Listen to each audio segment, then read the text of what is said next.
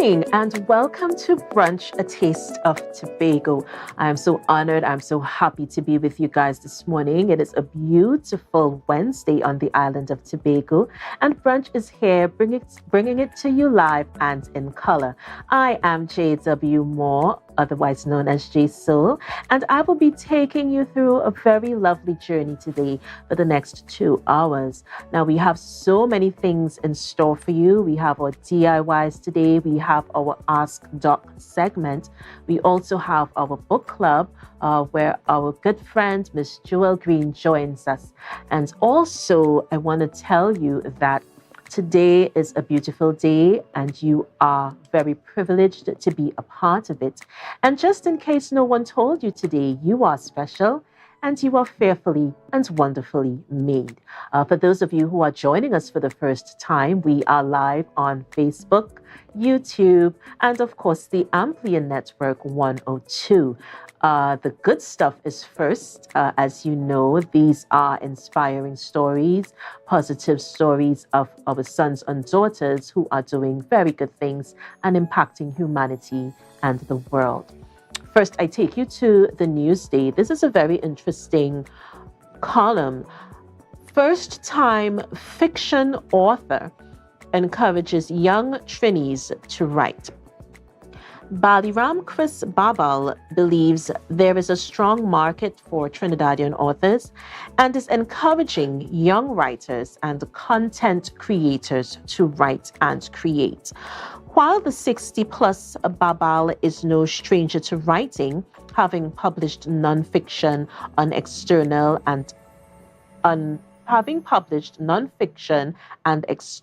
and public debt, his Comfort Food and Breaking Beach 2022 is his first work of fiction. So you guys definitely want to check that out. And I really share the sentiments of Mr. Babal this morning. You guys get out there and write. Put your pen to paper and let your thoughts be guided. Let your thoughts be known. So you guys really want to check the story out in the Newsday. Also, the Daily Express. This is interesting. Mixing Rum and Calypso by Michael Mondesi. Jimmy October is the father of New Calypso. Jimmy, born Elshun Emmanuel, so coined his hybrid pop Kaiso sound almost a decade ago. Since then, the subgenre has exploded into local and regional consciousness. Jimmy's hit-making collaboration with soca star Kestefan Thaler and jazz trumpeter Etienne Charles, Magic, first paved the mainstream path for acts like Freetown Collective, Hey Choppy, Sean Padmore, Michael Tasia, Michael Williams, Christian Calpi, and others to reach the wider audience.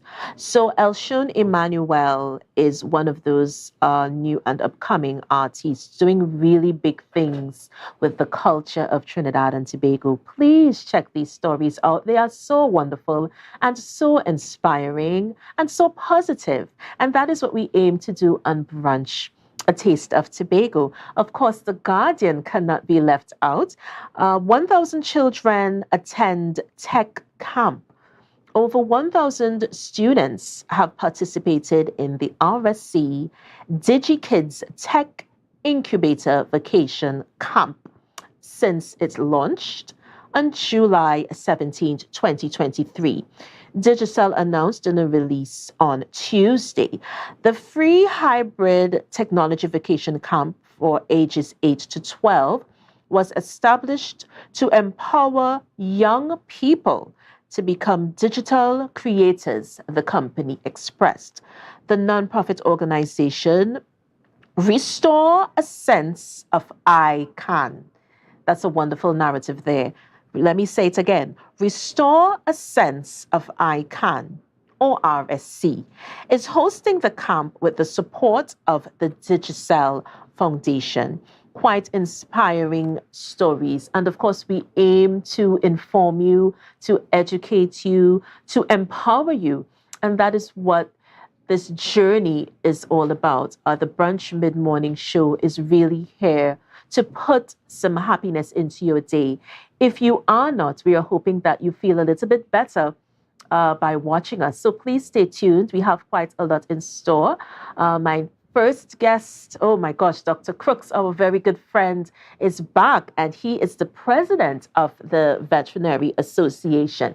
And he joins me when we return from the break. So we're going to be right back with more Brunch, A Taste of Tobago. See you guys soon.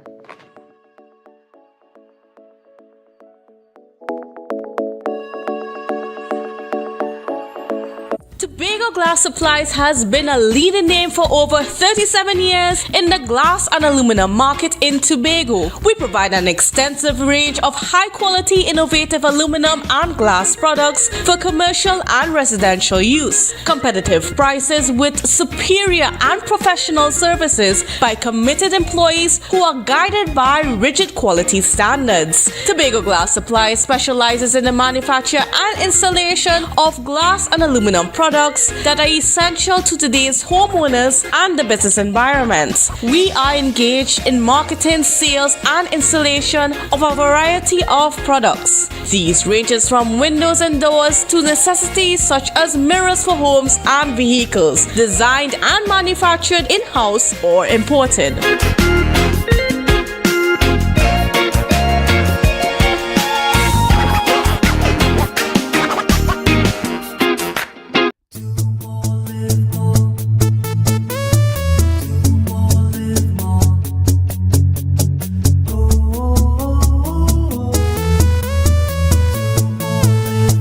This is how it's gonna go. They better look up below, 'cause this is your show, and everybody's gonna know. Say it to them once again. They better look up below. This is your show, and everybody's gonna know. That's how it's gonna go. They better look up below, 'cause this is your show. Waiting for CXC results and wondering what's next? Or maybe you're looking to switch careers. Learn a skill to jumpstart your career at the NESC Technical Institute. Get qualified for jobs in the energy and industrial sectors, or even start your own business. Choose from automotive, electrical, instrumentation, drilling, welding, fabrication, AC refrigeration, IT networking, and more. NESC diplomas are gate approved. Classes begin in September. Visit nesc.edu.tt to apply. Summerama, real steam for the summer at Standard. Is a dream for the summer. Dreamy, steamy, Standard. What you have? What you have? All the best deals, no drama. Standard be beat like a hammer. Go tell your friend, tell your papa, tell your mama. We got more, we got more. Standards are what is searching for. Quality brand, discounts galore. New things for the summer, online in store. Summertime is here, so make the most out of it at Standard. Never beaten on quality and price. It nice.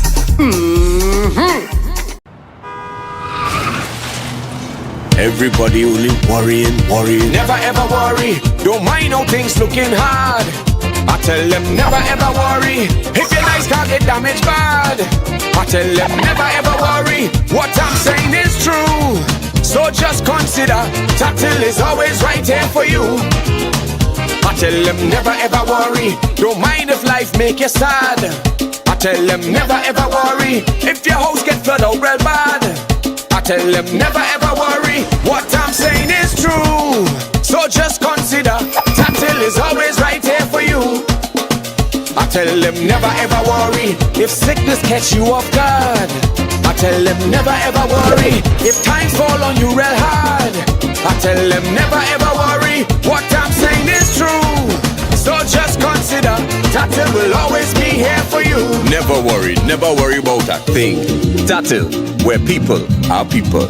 It's a different type of thing down there. And we party till we drop down there. With a lot of pretty girls down there. Down in Tobago.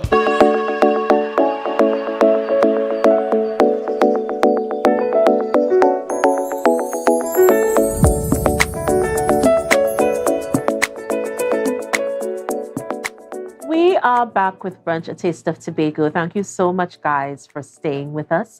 Thank you so much, guys, for being aware of what is going on in our country, our island, the Caribbean, and of course, the world. Thank you, thank you, thank you. Like I said before we went to the break, our first segment is our health corner. And of course, we are invited to ask questions. So it's also called Ask Doc. And our resident doctor this morning, I call him resident because he's one of those persons that you can have, even the most in-depth conversation at the drop of a hat, and always willing to share, willing to impart knowledge. And Dr. Paul Crooks is back. He is on the Brunch set with me. I am so honored. I'm so privileged. It's always a joy having him. So, Dr. Crooks, thank you so much for coming back. Thank you so much for sitting with me today. How are you doing? Well, first of all, thanks for that introduction. I don't know if you're making me blush, if I as red as my shirt. Yeah. But yeah, I'm doing well. Mm-hmm. This is separate and aside from our talk, but we've been deep into the planning for this year's World Food Day. Right. And we will have discussions about that going forward. But that's been taking a lot of my time and effort, but it's very rewarding. We have some novel ideas. So that's to come, but I'm just planting the seeds right now. Sticking it in there. Yeah, you'll be ready for that. Yeah, and you would probably be back to talk about it as the time goes closer. I will be, yeah. So we would look forward to that. Vet prices. This has been something, it has been quite a buzz lately. Before we came from the first break, you and I were speaking very candidly, and it's like everyone is feeling this economical pinch. Absolutely. Everyone is feeling it. What are your thoughts? Enlighten us on your thoughts on that regard. Well, right now I have the privilege of being the president of the Trinidad and Tobago Veterinary Association. Right. And I really try to speak on behalf of the whole. The quality of life of vets is really not where it ought to be. And I know everybody is struggling. Absolutely. Food prices have gone up. Commodities have gone up. The medications that we purchase have gone up exponentially. Since I first started practicing in 2009, the cost of the anesthetic has increased maybe 5-fold. Oh, wow. And prices have not increased to reflect that increased cost in the business. What we've been seeing too is that vets, while in Tobago we have an ample number of vets, and vets should be available for people who need vets, we are not yet, and hopefully won't be, overpopulated. However, in Trinidad, there are many, many, many, many vets. Yes. Around every corner there's a vet. What happens is vets have been trying to compete by reducing their prices. And if you have just now graduated from university, you're living with your parents, your parents buy the groceries, they have the car that you use to do your work, they pay for the gas, you don't really have a realistic idea of what it costs to run a business. So if you go out and you make $800 on a single day, you may feel like that's a lot. In fact, I remember my reaction when that happened. I vaccinated a few puppies and so on. I had $800. I was like, wow, this is money, because I had never really had a job. I did, summertime work and that sort of thing, part-time things. But I never really had a job until I graduated. So that was like your first appointment, so to speak. Basically. Yeah, so you were introduced into the world of work. Correct. But you still did not have the know-it-all. You still did not have the know-how. Absolutely, absolutely. And vets lack that training generally. I don't know if it's across the board for medical professionals as well, but the business mindset. A lot of vets go into vet school for the love of animals. You remember at our last discussion, or I don't know if the viewers remember, but I'll just remind everyone, we discussed the freedoms of animals. Yes. And those are basically freedom from pain, freedom from distress, freedom from fear, freedom from hunger and thirst, those sorts of things. So basically creating an environment where an animal feels comfortable as possible. Vets go into vet school thinking, this is what I want to do. I want to help the animals who are helpless. Yes. I want to help these creatures who cannot speak. In fact, when I started vet school, I still have a half a mind to do it. I wanted to do pediatric medicine as well for the same reason, that it's to help these persons who are generally helpless. Cannot communicate. Correct. Verbally. But what happened and what I've found is I am actually an introvert. I am not the kind of person who would put myself out there generally. But you have to. When you're dealing with these animals, you're not just dealing with animals, you also deal with owners. And now you have to talk about client compliance. When you tell an owner, please give this medication twice a day, if they give it once a week, you have to figure out how to handle that. Yes, exactly. It's the same thing that would happen in pediatric medicine and is one of the frustrations of medicine. But because we got into this field to help, and that's our thought process when we started medical school, no mind to the expenses of the school, parents paying rent, you get a little scholarship, you don't pay mind to that. I know it's the same for most university students. They don't really know how much it costs, the investment made into them and their future. Yes, definitely. But when you emerge now, having done all your studies, you get out there, clients say to you something like, when you're ready to charge $200 for examination of a dog or a cat, they say, but I thought you love the animal suffering, Yeah. Why? And unfortunately, because we don't have, like the division here in Tobago and the Ministry of Agriculture in Trinidad has a vet service, but it is for farm animals, not domestic pet animals. So any pet animals, wild animals, unless they are raised for farm purposes, veterinarians ought to utilize medications and so that they acquire privately in their own business or however else they get these medications, and those come at a cost. They don't just come at a cost, but also you're looking at a person who's gone to medical school, which is actually more challenging than human medicine. Yes, it is. Because you have to do comparative anatomy. There's certain drugs you can use in dogs. You can't touch a cat with that. Yes, exactly. And those kinds of things you have to learn. So it is more challenging in that way. And of course, the medications we use are the same. So if human medicine, you go by a private doctor and you're treated for chicken pox, you have to purchase a medication called acyclovir, which is $700 for a week's supply. That's the same cost in vet medicine as well. And the thing about it, most of the times we see where the vet is carrying the cost. Absolutely. Of supplying these drugs and And this is something that I've always wondered about, because the discussions, I always speak about the influencers and the policymakers and the persons who have the power to implement change. Something happens with the communication there. And most of the times the stakeholders are not speaking to the actual practitioners or the persons in that field. And I think that is where we have the breakdown. You are absolutely correct. Yeah. Absolutely correct. We have now, through the Trinidad and Tobago Vet Association, engaged the Ministry of Health. There are cases where persons are buying vaccines, antibiotic drugs, injectable dewormers from pet stores, sometimes from pharmacies, because it's for pet animals, and they're taking these medications home that are vet prescription only medications, should only be administered by a vet or on instruction of a vet. But they're taking them home and misusing the drugs to try to save that cost. And again, where we note that everything has gone up.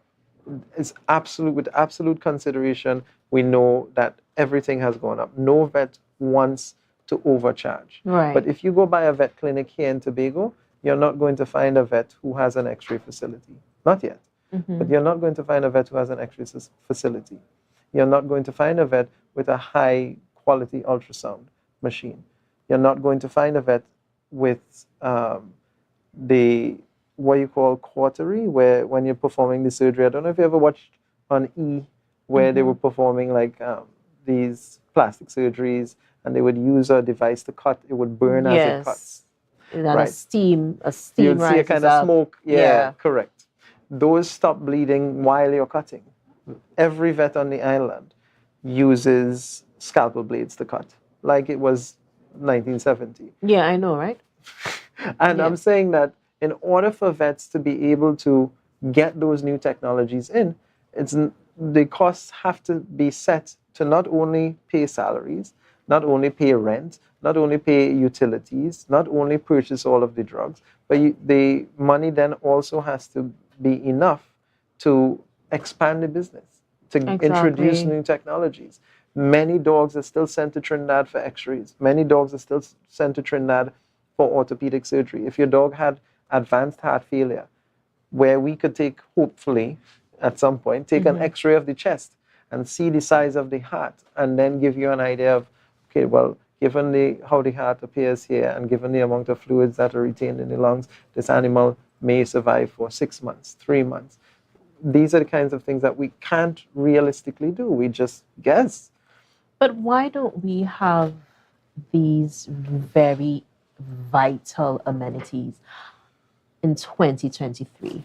We are still having the conversation where we do not have even basic goods and products and services that we need, and we still have to send to our sister island.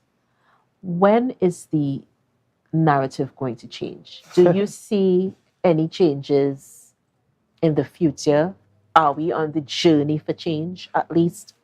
We are on the journey for change. Okay. The Trinidad and Tobago Vet Association is, as I said, working with the Ministry of Health to try to remove all of those vaccines and so on off of the market from easy accessibility, or for easy accessibility for clients.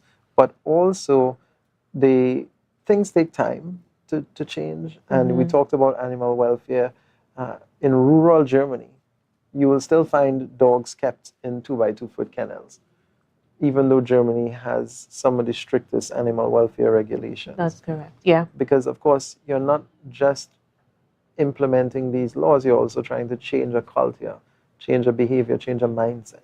So it takes some time, and it takes constant going on the media and talking to people, and education, interacting with school students, teaching people about dogs and livestock so that they are aware that these animals have feelings and can suffer and die in terrible ways.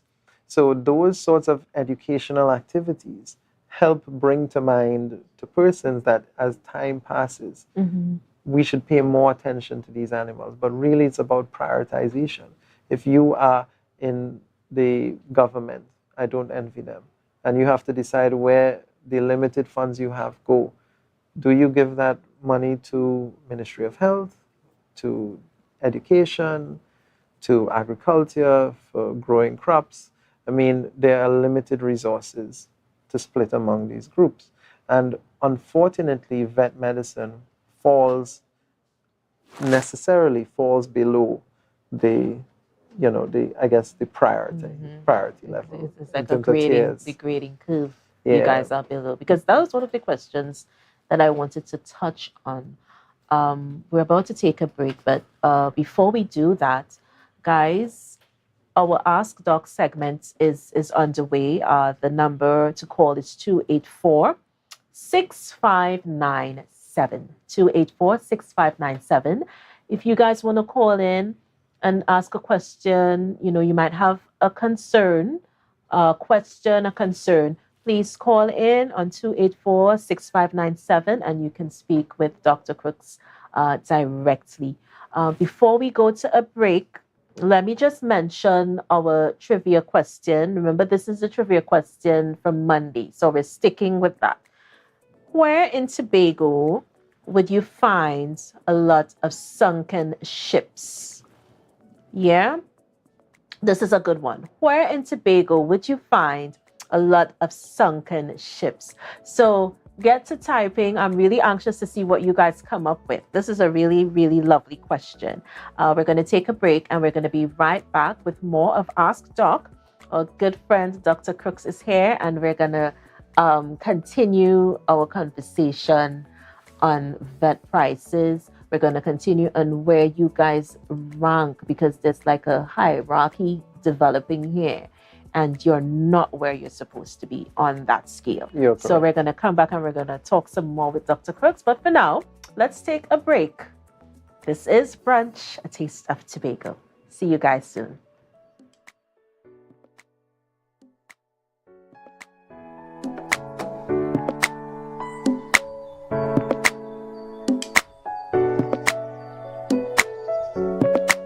If you see or know about a crime, report a crime safely and anonymously. Call 800-TIPS. Help stop crime. You can play your part safely and anonymously. Report a crime. Earn a reward. Call 800-TIPS. Help stop crime. Be a hero. Champion. Fearless citizen. Be a crime stopper safely and anonymously. Call 800-TIPS. Help stop crime. Mamai Lakai Home Services. We specialize in cleaning of carpets and rugs, mattresses, living room and dining room sets, vehicle detailing, cleaning and sanitizing of homes and commercial spaces. We also do landscaping and tree cutting, pressure and power washing, floor care, fumigating and air purifying. You can also call us for professional painting services, babysitting and adult sitting. Call us now 333-4430 at Mamai Lakai Home Services. We take cleaning to another level. Also lovers, stand up.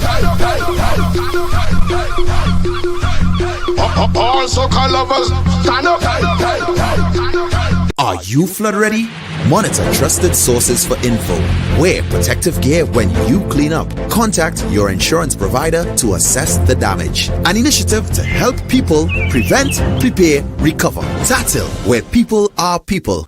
Inner Health, number 13B, Portmore, Scarborough, Tobago, with over 25 years experience, offering services in and not limited to microscopic blood analysis, reflexology, and the sale of a wide range of organic herbal products used to supplement thyroid, lymphatic, heart, kidney, and brain health, and the male and female reproductive systems. Come and chat with us. Remember, your health is your wealth.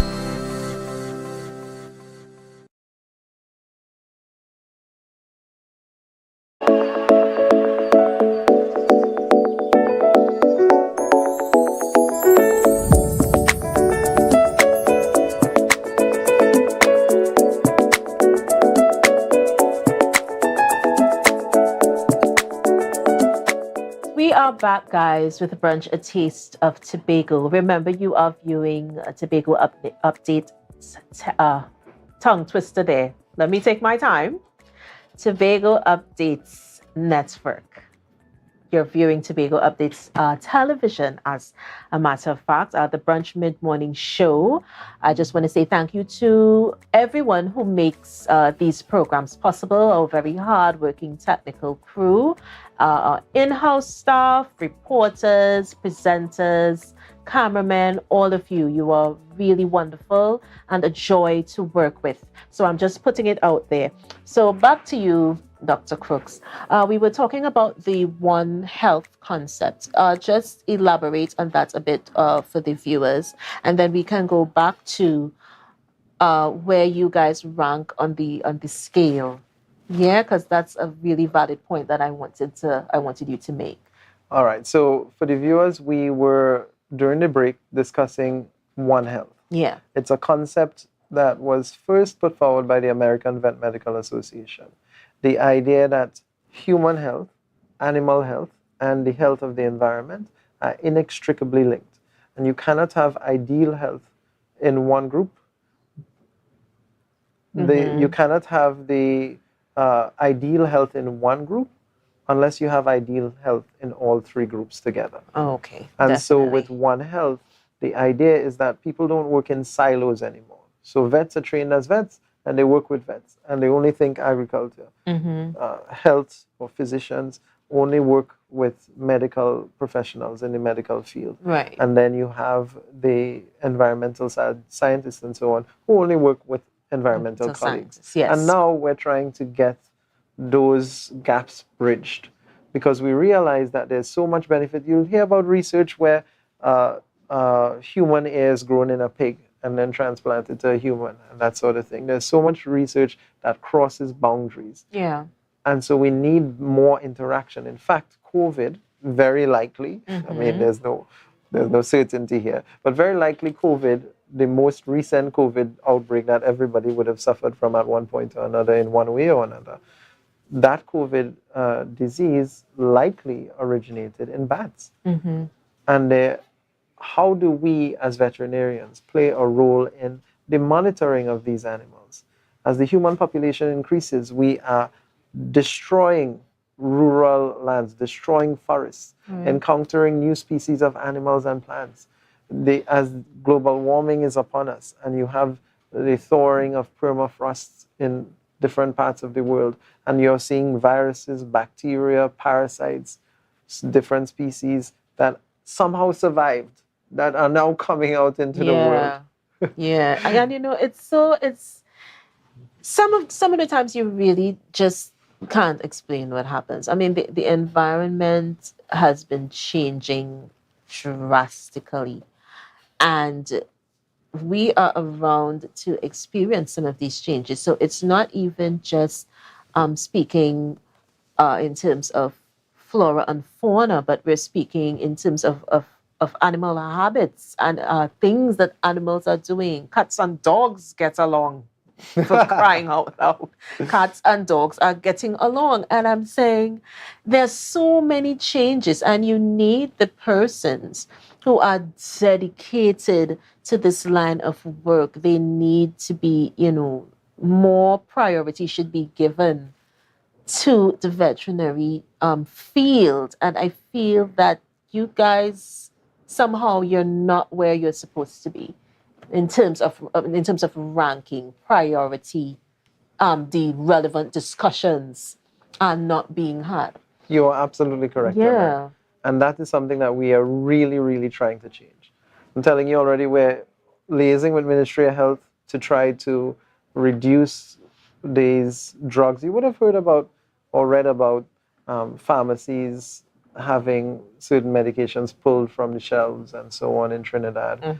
And we are sort of piggybacking on that to get pet stores and so on into that, where pet stores are carrying these medications. There's a huge suitcase trade that's happening where people are bringing in drugs that are not registered with Chemistry, Food and Drugs.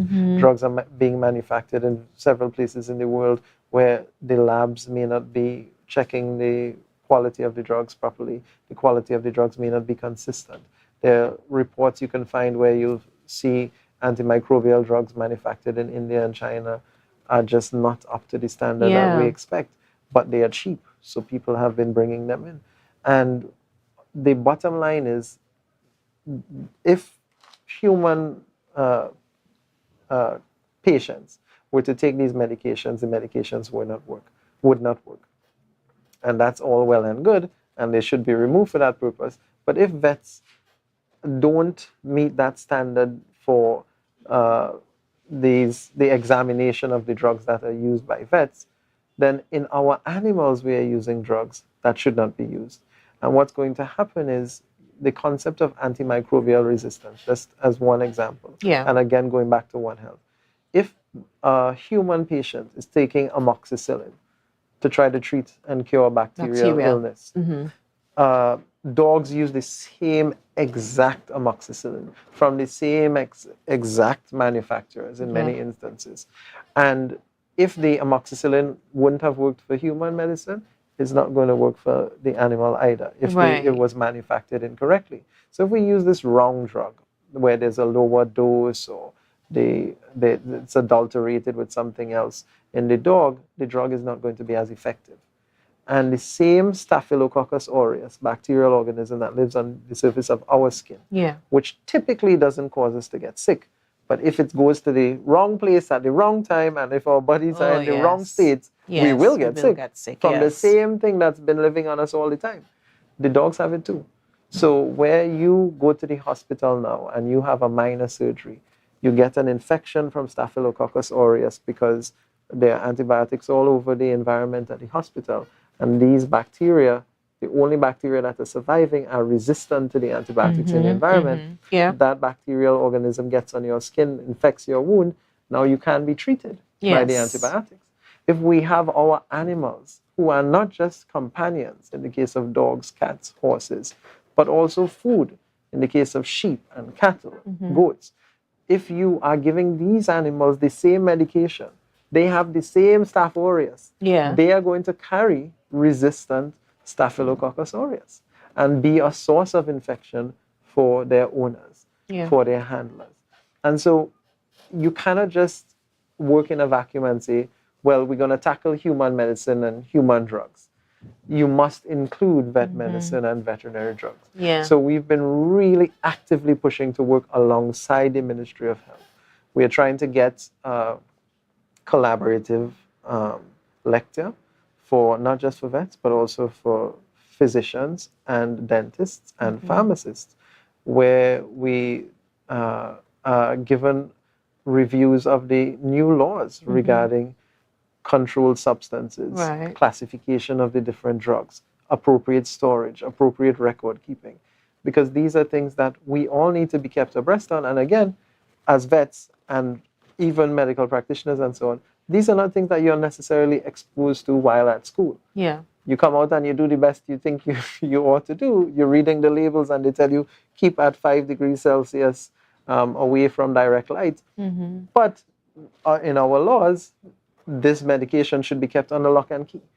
That may not be something that we are aware of. So these are the kinds of things that we need to know about. And of course, many of the drugs we use and in pharmacies and so on are very dangerous and can cause death if misused. There are many drugs that vets are using that are added to drinks to drug persons and so on. So we must control not just drugs in human medicine, but also in vet medicine. And you know, the interconnectivity, it's like you cannot, I love the fact that you said that you cannot just single one entity out. So we're not just going to tackle animal bacteria, animal diseases, because you have to look at it at the standpoint that, okay, you have intermingling at some point in time between animals, humans, you know, and there is always that avenue where bacteria is spread from species to species. And so the medical fraternity, as a matter of fact, has to also be interconnected. There has to be a network of you guys. You're correct. So, for example, we've been seeing an increase in rabies cases in livestock in Trinidad. Now, we thankfully haven't had a human rabies case for approximately 100 years in the country. But humans can get rabies. And the question here in Trinidad and Tobago would be, how is rabies spread if we don't have these aggressive dogs snarling and saliva dripping from their mouths and the pictures that people have? It isn't really like that. They just kind of snap, snap, snap, snap, snap. It's not that they're more aggressive, it's that they lose control. And what we have in Trinidad and Tobago is so-called dumb rabies. Animals get weak, their back legs fail them, they walk like they're drunk, they collapse, they do salivate. But that in Trinidad and Tobago is spread by the vampire bat. It bites the animals, and a month to 6 months after, they start to show the signs of rabies if they get infected. So we, through the Ministry of Agriculture in Trinidad, we've been really pushing for vaccination of livestock. But humans are at risk. So you need to educate persons who live in areas where the vampire bats live. If somebody were to be bitten by a vampire bat, they have to be able to recognize this is what a vampire bat looks like. A bat bite, looks like. This is how the wound appears. This is how the bleeding continues. These are the parts that people are bitten. Because now that we have more and more people squatting, now you have more flooding. People are going to move to areas where they can avoid flooding. They're going, and if people, I mean, in Tobago, I made the comment a couple of days ago to a student, Tobago, everybody's middle class, at least, thankfully, I have to say. But if you go to Trinidad, you will see there are areas where there are genuinely really impoverished people who are just barely surviving. Under the breadline. Under the breadline, yeah. And they're collecting rainwater, they're not connected to electricity. There are many people who live like that. And these people are most at risk. They are not exposed to educational materials. They may not have access to the internet. And they are moving wherever they are allowed to move, which means they'll be cohabitating with bats and perhaps monkeys. Every 10 years, we have a yellow fever outbreak, and we need to vaccinate for yellow fever every 10 years. A lot of our primates, wild primates, carry yellow fever. Carry the gene, and it's the virus, and that they maintain this the sickness in the environment. And every 10 years or so, for some reason, the mosquitoes just start moving with the yellow fever out into the wild and say, everybody have some yellow fever. It's a very interesting thing, a very interesting dynamic. I think we need to really, really make education vital. It's not. And it's not where it should be when we're talking about our ecosystem and the interconnectivity, the intermingling of species to species.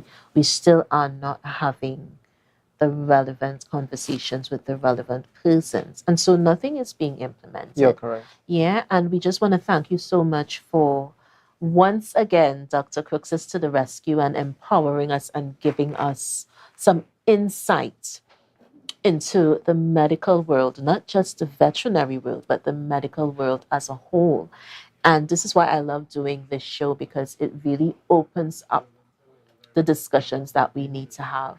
So we want to thank you so much for coming. I know you'll be back because Blue Food is coming up, and we're going to have you back, and you're going to speak with us as the time grows closer. So thank you once again. Thank you for having me. And blessings to you. You too. Thank you so much. We're going to take a break, guys, and we're going to be right back with more Brunch, A Taste of Tobago.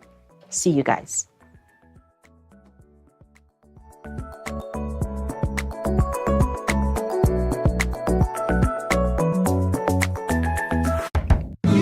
From the experts that created the Zinger sandwich comes the KFC Crispy Barbecue Zinger. The only one I see is you. Cheddar cheese, crispy onions, the most delicious Kentucky Fried Chicken, and barbecue sauce. Get ready for a whole new level of flavor. Right now, Tobagonians are just currying down to Bonaccord, right in Stobie Local Road. You know why? To come down and shop at Authentic Builders General Hardware, the only hardware store in Tobago that is giving you guys Trinidad prices. So for instance, such as steel, 1/2 inch and 5/8, $7,895. 5/8 construction ply for $260. Every single thing that you will need to do your home renovation or start your new construction, we have it right here. And to get your quotation, it's very easy. Just WhatsApp us at 272-1990 and we will do your free WhatsApp quotation for you.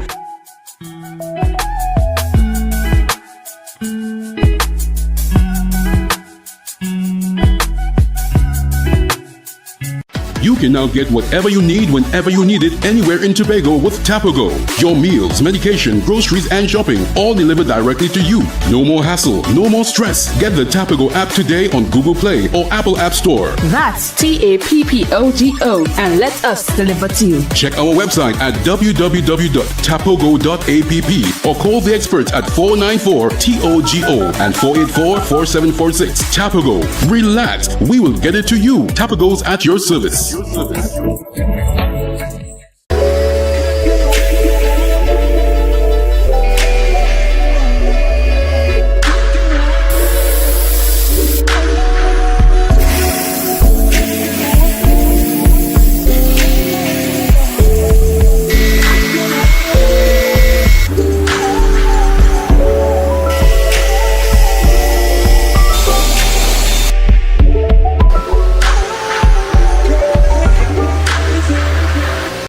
8292 or 8929. Jimmy's Holiday Resorts is your family's home away from home. October will never be better with Tobago Carnival Fever. Okay, passage and come on over. The best place to stay in Tobago is at Thorn's Place with rates starting as low as 200 TT. Call or WhatsApp 745-7306 or 682-8676. We are located uptown Scarborough, 5 minutes away from the port. Remember, at Thorn's Place, our aim is to make your stay safe and affordable.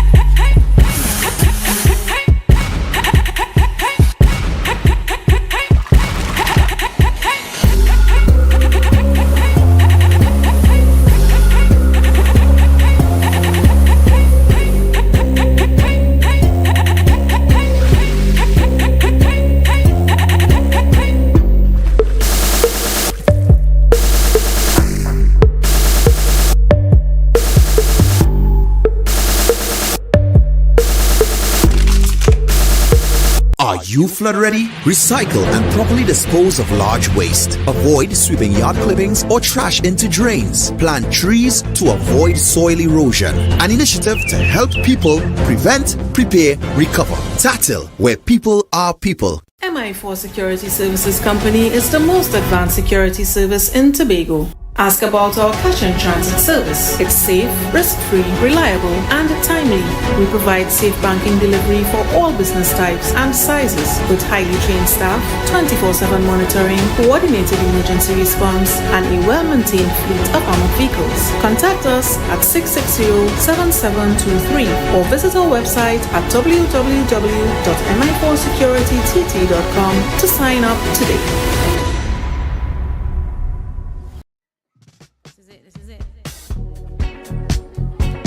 Excel Spa by Haley, where our highly trained staff are ready to deliver the top-class services in facial massages, waxing, nail enhancement, and body treatment. We are ideally located at Coco Avenue, Switzerland, Tobago.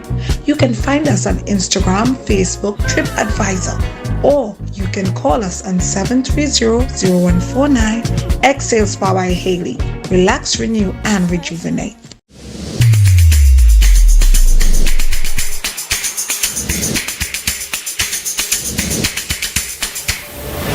Good morning. Put a smile on your... Our national borders, our first step to security, but a possible access point for guns, drugs, crime. If it does not look right, do the right thing. Call Crime Stoppers anonymously. 800-8477. Report possible border crime. Never ever worry, don't mind how things looking hard. I tell them never ever worry, if you're nice can't get damaged bad. I tell them never ever worry, what I'm saying is true. So just consider, TATIL will always be here for you. TATIL, where people are people. You know what I mean.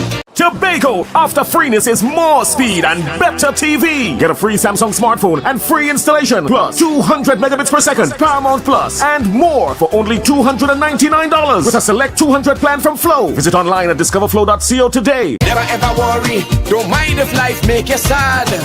I tell them never ever worry, if your house get flooded out real bad. I tell them never ever worry, what I'm saying is true. So just consider, TATIL will always be here for you. TATIL, where people are people. You know what I mean. Rest assured. Waiting for CXC results and wondering what's next? Or maybe you're looking to switch careers. Learn a skill to jumpstart your career at the NESC Technical Institute. Get qualified for jobs in the energy and industrial sectors, or even start your own business. Choose from automotive, electrical, instrumentation, drilling, welding, fabrication, AC refrigeration, IT networking, and more. NESC diplomas are gate approved. Classes begin in September. Visit nesc.edu.tt to apply. Summerama, real steam for the summer standard. Is a dream for the summer. Dreamy, steamy, standard. What you have? All the best deals, no drama. Standard be beat like a hammer. Go tell your friend, tell your papa, tell your mama. We got more. Standards are what you're searching for. Quality brand, discounts galore. New things for the summer, online in store. Summertime is here, so make the most out of it at Standard. Never beaten on quality and price. Ignite.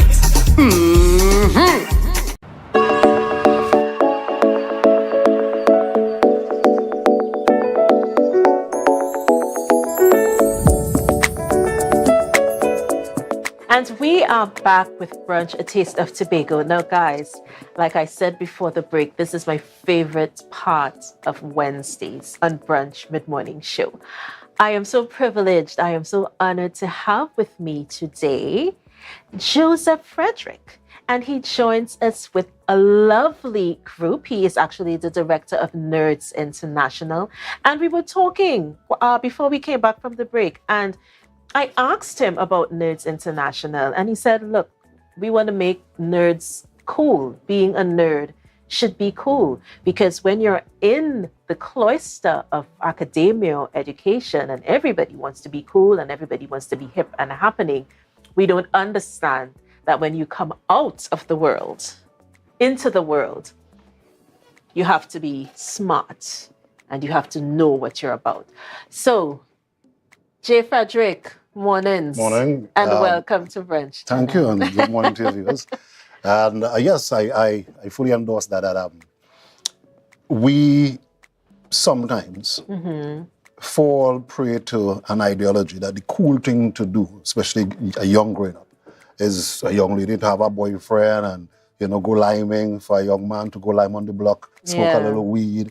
And that appears to be the hip and the cool thing. Right. A lot of our communities, we are losing our young men because to them, the best way to pass their time is to go and lime on the block. Right. We want our young men and our young ladies to recognize that if you are looking at getting gainfully employed, then you must have a foundation to support the fact that an employer is going to employ you. Definitely. At this present time, you're employed with Tobago Updates. Yes, I am. And if you lack the necessary skill or academic qualifications, the employment would not come your way. Definitely. Far too often, many of our young people know, in a certain segment of society, the focus is on building yourself professionally, developing yourself academically. But the at-risk group in our society, a lot of them seem to scoff while at school, and they are intelligent as well. I'm a teacher, and I've been teaching from since 1996. And a lot of them, they would scoff at the idea of actually going and sitting and reading a book or having an intelligent conversation. So it's a cool thing to see a big word and mispronounce it, and everybody laughs at it. That's cool. So we started this company, Nerds International, with the aim of trying to make being intelligent cool. As time progressed, however, we recognized that the world of work was changing. And a lot of it was centered on the digital economy. Additionally, there was so much talk in the space, and today it's still there, about diversifying the economy. Right. The question remains, how do we diversify the economy?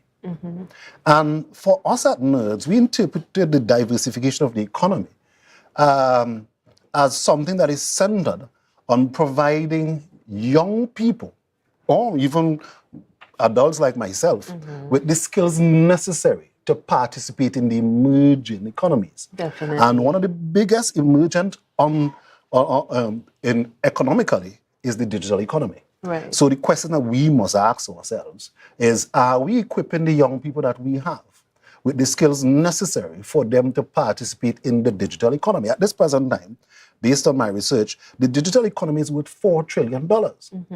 Tobago, Trinidad and Tobago, what is our participation outside of consuming? A lot of our young people are the consumers of the technology. So you'd see them looking at an animation. You'd see them playing a game. They are consuming the technology. Are we producing it? And if you were to look at what differentiates a developed country from a developing country, you recognize that the developed countries are the producers and the developing countries are actually the consumers. And we complain. Yeah. Someone goes to the supermarket and they pick up some items and they complain, woo, 5 items, $400. And the question is, how is that possible? And when you look at the items, most of the items in that basket are imported items. Yeah, and it's wonderful that you're giving that insight. Do you believe he was saying to me he's nervous? Does he seem nervous to you? He doesn't seem nervous to me at all. But Shay Frederick, we really are thankful for persons such as yourself, because we really need to be having certain types of conversations. We need to be having a change in narrative in the way our young people, the road that they're taking, what interests them. Are they ready for the global market? And these are the questions that you seek to answer with Nerds. True. And we are so happy that you're with us today. And my intentions are partly selfish, by the way. And I'm saying that they're selfish because I'm an old guy and I'm getting older. And very soon I'm going to get a nice retirement package. The value of my retirement package is dependent on the level of productivity that exists in the space at that time. So it's highly possible that if we are not highly productive in the next 10, 15 years, that I may retire with $500,000. But that $500,000 could only carry me for 6 months, as opposed to carry me for the rest of my life. Yes. And so we as the adults here, we need to see the value of encouraging the next generation to become productive. Because when they're productive, then the unit cost of the items that we utilize, especially if we produce them locally, the unit cost is going to go down. Right. As opposed to we importing them, and the only value added is a distributor importing it, sending it off to a supermarket. As opposed to us taking a raw material, a piece of paper. What can we do with a piece of paper? Which reminds me, you have to come back to the show because there's so many questions I want to ask you about your journey in education, what you're doing with Nerds. It's absolutely awesome. And you have so much to say, but oh gosh, the time, what did I say, the time and day. But what are you doing with us today? What are we doing with regards to your work on display today? Before I go to what I want to show you, and hopefully it may interest your viewers. Yes. In 2018, Nerds International started Young Innovators Camp. And it was centered on providing young people with the foundational knowledge to become innovators. If we are to diversify the economy, we need people to start making unique products. Definitely. Agreed. And so in 2022, we partnered with Tobago Information Technology, and we partnered with them again this year. And we produced a camp that hosted 130 young people this year. And it was centered on providing them with basic skills in programming, animation, robotics, and electronics. So we also did some drone technology. But looking at it, the question remains as we seek to build out the development of the digital ecosystem. How can we have our young people become innovators? Yes, it's good to expose them to the animation and the programming and so forth. But what we really want them to do is to create serious value added to the space. And one of the things that we explored was having them utilize basic initial instance,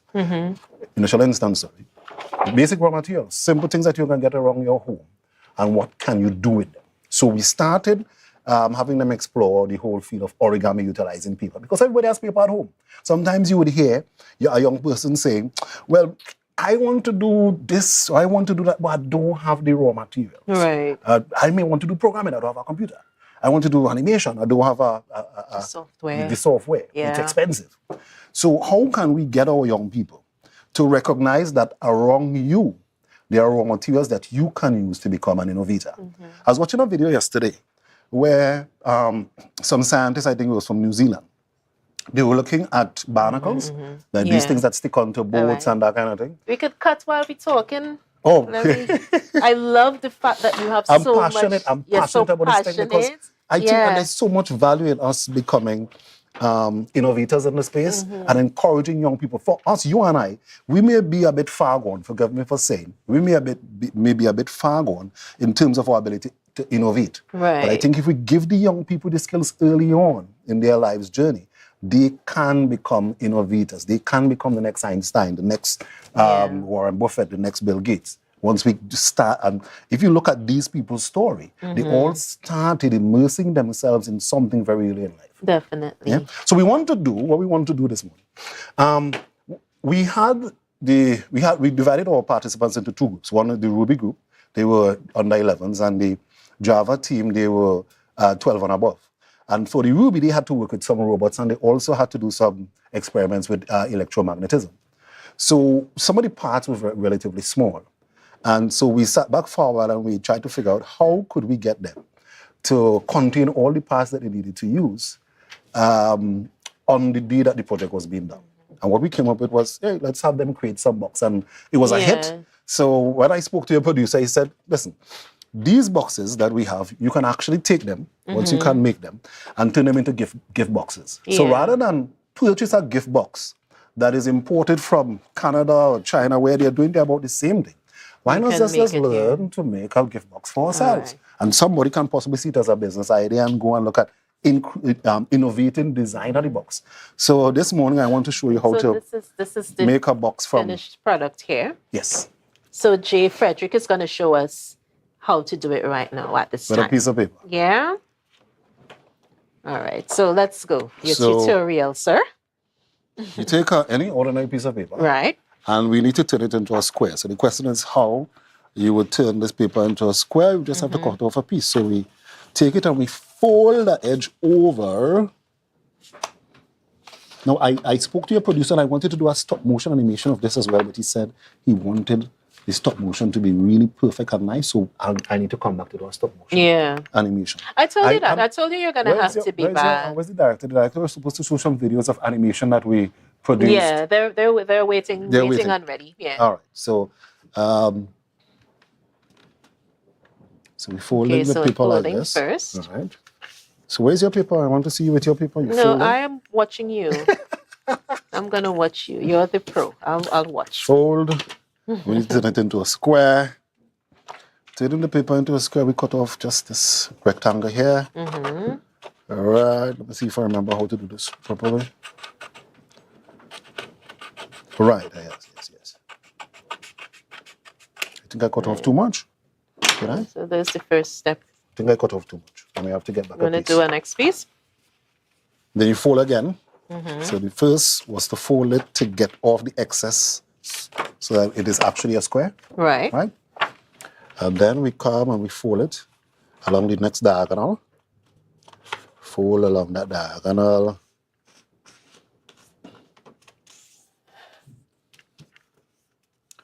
All right. And now you're supposed to have this. All right, well, it doesn't look like a box. I wonder how do I turn it into a box? Have any ideas how to turn this into a box? No ideas. Okay, so let's see. Wow. Okay, so we're going again. We got that. So viewers, you got this? We still... Yes. How do we turn this into a box? So they could see. Should possibly use it as a fan and see if we can figure it out. It's actually a good fan. So we're going to fold again. We're going to fold along up to the center. From each vertex, we fold it onto the center. So fold each vertex onto the center. Each vertex is folded onto the center. Ensure that you crease it properly. Each vertex is folded. You need a strong crease. That's right. Ensure it's creased properly. Ensure that it's creased properly. Nice. So I think I have a postcard here. So if you're interested in designing your own postcard, then this is a nice start for a postcard. That's a good idea. And then we fold again. All right, so this is what we want to have. All right, so come down right. This is what we want to have. Right. And then what we do now is that we fold up to the center line, fold up to the center line. Everything goes back to the center. That's right, everything goes back to the center line. So we fold back to the center line like this. back to the center line. Right. And make sure it's a strong crease. That's right. Fold back to the center line again.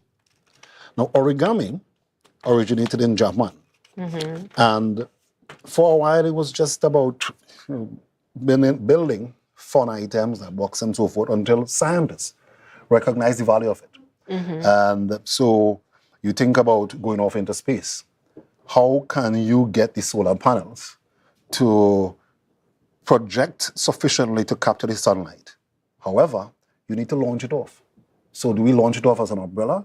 What do we do? So origami was used to fold it up nicely. And when it got up into where they wanted it in space, then you press a button and it unfolds and you have, that's right. It gives you that effect. Right. So, so again, the question remains for all of us. How can we use the simple knowledge that we believe is simple, that we have, that may have been passed down from one generation to the next? How can we use it to create the value added that we want in terms of building the economy and diversifying the economy? Right. So that's the question. So the Japanese have been able to do it. And a lot of persons would argue that one of the most developed economies in the world is the Japanese economy. How can we utilize our core knowledge and our core skills? That's the question we need to ask ourselves daily. And that's what Young Innovators Camp and Nerds International has been seeking to do. How can we get our young people to utilize skills and knowledge that we may have, that we can't use immediately, but they may be able to use it to add value to our society? So we fold again. Well, I figured I have to give instructions. Yeah. Fold again. So how many folds we have? So the first fold was folding this way. Then we open it back out and we fold it this way. Yeah? Yeah. After we have that, we are going to open it up back like this. Open like this. And we fold to center again. Fold to center. So we need to have this. Fold to center. So we're back to the center. That's right. And then we fold across like this. Fold across like that. So we take this end and we fold it across. Open it back out and fold it in the next direction. Right. Fold it in the other direction. You do it on the other end as well. Opposite end. That's right. And your paper is very bright. I love the color. And we fold so you're seeing the again. lines and the symmetry really well. And that's your box. Okay, hold it up. Hold up your box. This is your box. Sweating, really. Yeah. So this is your box. How is it your box? All we have to do is to open it now. Open it out, fold it in along the seams.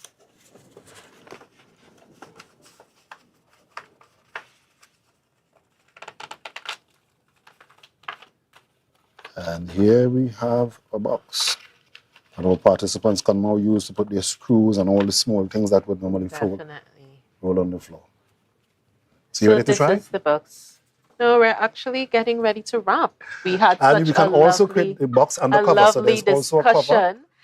You know, you gave me so much.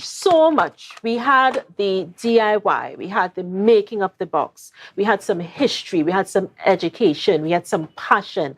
And, you know, Nerds International, we want to say a pleasant good morning to you. Your lovely and esteemed founder, director, Joseph Frederick is here with us. And we just want to thank you for visiting us. Are you going to be showing some of the animation that we have? Yes. Where's the animation? So my Director? my director is working on a couple of things, but while he's doing that, you know, I just wanted to ask, just recap for us how Nerds started and what was the ideology behind it. I know you said you wanted persons to be empowered and you know, value being a nerd. We must value being bright. A lot of the young men and young ladies like to see the dancehall artists and the soca artists and so forth. But these people do not earn as much. There was this argument, brain versus brawn, who earns more. And I think the research points towards brains. Yeah. The top 10 richest people in the world, Elon Musk, brain, Tesla, SpaceX, you name it. Yeah. Second, you have this guy coming out of France who is doing luxury goods. And it's all about being able to utilize your brain So even some of these athletes, there are a lot of athletes who would have made millions of dollars, but because they did not understand what financial management is, what it means to diversify a portfolio, as we are trying to diversify our economy, they spent out all the money. And so most of them are broke. There are one or two, Michael Jordan, who was able to capture the imagination of us as a people and also utilize that to craft businesses. And it's important for us to try to push our young men, particularly because we're losing our young men in our society. It's important for us to try to push our young men away from being on the block towards utilizing right. So this is built from scratch. A young lady, Lisa Ali, she built this all from scratch. Yeah, wonderful work. Everything from scratch. Right, we utilize Pencil 2D as a software to do this. This is the stop motion I was talking about. Yes, so this is stop motion. 7-year-old young lady, Ferguson, Maya Ferguson is her name? Can't remember the first name, but Miss Ferguson. Miss Ferguson, she was so good morning excited to you. about this. She went home and she produced this as her masterpiece. Wow, that's so amazing. So lots of talent in the space. The question is how we harness that talent from our young people. Another stop motion. So I wanted to do the building of the box utilizing stop motion. Here is another example of stop motion. The first one was Mr. Cowan, Kai Cowan. And this one was Brody. Here's Mr. Kwashi. So, but it takes a lot of time to produce. Love that. It takes a lot of time to produce this animation. The first one that you saw, that was 150 frames. So it's like every sheet of paper you painting or you designing 150 times. It takes time. It takes some time. And so if we start our young people in it early, the time doesn't matter to them. Because they take all this time and waste it away playing that game. And never tired. Never tired. So we want them to take that time and waste it away. Forgive me for saying waste it away. Producing something. Yes. Can we get our young people to increase their productivity? And I love the fact, Jay Frederick, I love the fact that you are channeling innovators. We need so much more of innovators, of influencers, educators. And I think Nerds is on the right track. You know, I'm so thankful. I'm so honored. Like I said to my first guest, I love doing this show because it opens me up to so many vital forces of information that I may not have known had I not been on the set. You know, and I'm so appreciative of you being here today. We're gonna wrap. But I really need you to be back with us because I want you to speak more in depth about the roads that you're taking with your youngsters. What's next for Nerds? You know, you need. So look at the start. Yeah, you need to come back and talk with us on that. During the July-August. Yes, it stimulates the interest. The young people are very excited about it, but they need the continual support. Yeah. So we're looking at establishing some clubs, so that they can meet. Here's another one. So Steph, kids really have fun. If you win another ring, This is So you're not getting the audio. we've been We fighting also so did hard. audio. There's audio for this one. Right? My son would love this. He is animation all the way. So it's about getting them to continually work on projects and also to start seeing what they're doing as an opportunity to start a business. Because all of this, so many young people are looking at animation. Can we create some local animations that can attract international audiences? Definitely. There is a lot of money in that. Definitely. So we are hoping that we can get our young people. But you Programming guys is are another component. definitely. This is a under 11. No, this is a over 12 animator. Yeah, this is awesome. This is awesome. I am so happy that you're taking this step. It really is a step in the right direction. Like I said, Joseph Frederick, director of Nerds, joined us today. We're so privileged to have him on Brunch Mid-Morning Show. He said to me he was nervous, but I can't see it. I doubt you guys could see it because I got discussion, anime, I got history, education, you name it. We had it here with Joseph. I got a box.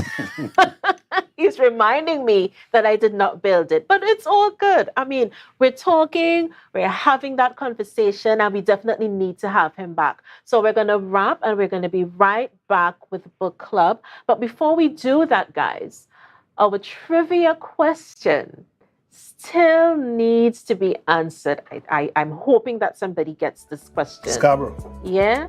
Scarborough. So let's go to the trivia question again. Where in Tobago would you find a lot of sunken ships? Scarborough? Yeah, but did I get it right? No. No? No, you're not right. So we're hoping that you guys could get this. So we're going to take a break and we're going to be right back with more brunch. A taste of Tobago. We'll be right back.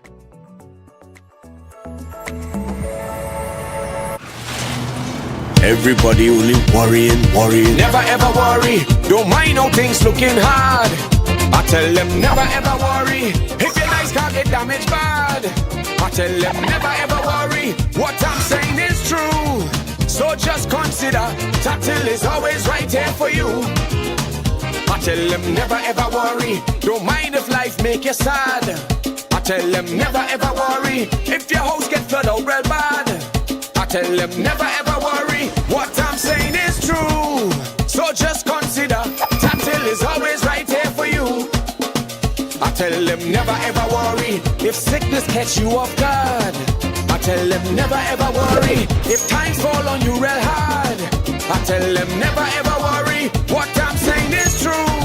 So just consider Tatil will always be here for you. Never worry about a thing. Tatil, where people are people. You know what I mean.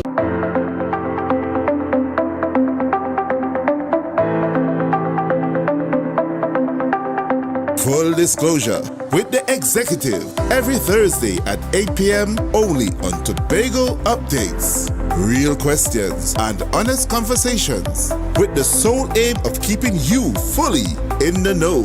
Full disclosure with the executive every Thursday at 8 p.m. only on Tobago Updates. It's a different type of thing down there. And we party till we drop down there. With a lot of pretty girls down there. Down in Tobago. If you see or know about a crime, report a crime safely and anonymously. Call 800-TIPS. Help stop crime. You can play your part safely and anonymously. Report a crime. Earn a reward. Call 800-TIPS. Help stop crime. Be a hero. Champion. Fearless citizen. Be a crime stopper safely and anonymously. Call 800-TIPS. Help stop crime. Mamai Lakai Home Services. We specialize in cleaning of carpets and rugs, mattresses, living room and dining room sets, vehicle detailing, cleaning and sanitizing of homes and commercial spaces. We also do landscaping and tree cutting, pressure and power washing, floor care, fumigating and air purifying. You can also call us for professional painting services, babysitting and adult sitting. Call us now 333-4430 at Mamai Lakai Home Services. We take cleaning to another level. All soca lovers, stand up. All soca lovers, stand up. Are you flood ready? Monitor trusted sources for info. Wear protective gear when you clean up. Contact your insurance provider to assess the damage. An initiative to help people prevent, prepare, recover. Tatil, where people are people. Inner Health, number 13B Portmore, Scarborough, Tobago, with over 25 years experience offering services in and not limited to microscopic blood analysis, reflexology, and the sale of a wide range of organic herbal products used to supplement thyroid, lymphatic, heart, kidney, and brain health, and the male and female reproductive systems. Come and chat with us. Remember, your health is your wealth. From the experts that created the Zinger sandwich comes the KFC Crispy Barbecue Zinger. The only one I see is you. Cheddar cheese, crispy onions, the most delicious Kentucky Fried Chicken, and barbecue sauce. Get ready for a whole new level of flavor. Right now, Tobagonians are just currying down to Bonaccord. right in Stobie Local Road. You know why? To come down and shop at Authentic Builders General Hardware, the only hardware store in Tobago that is giving you guys Trinidad prices. So for instance, such as steel, half-inch and 5/8, $7,895. 5/8 construction ply for $260. Every single thing that you will need to do your home renovation or start your new construction, we have it right here. And to get your quotation, it's very easy. Just WhatsApp us at 272-1990 and we will do your free WhatsApp quotation for you.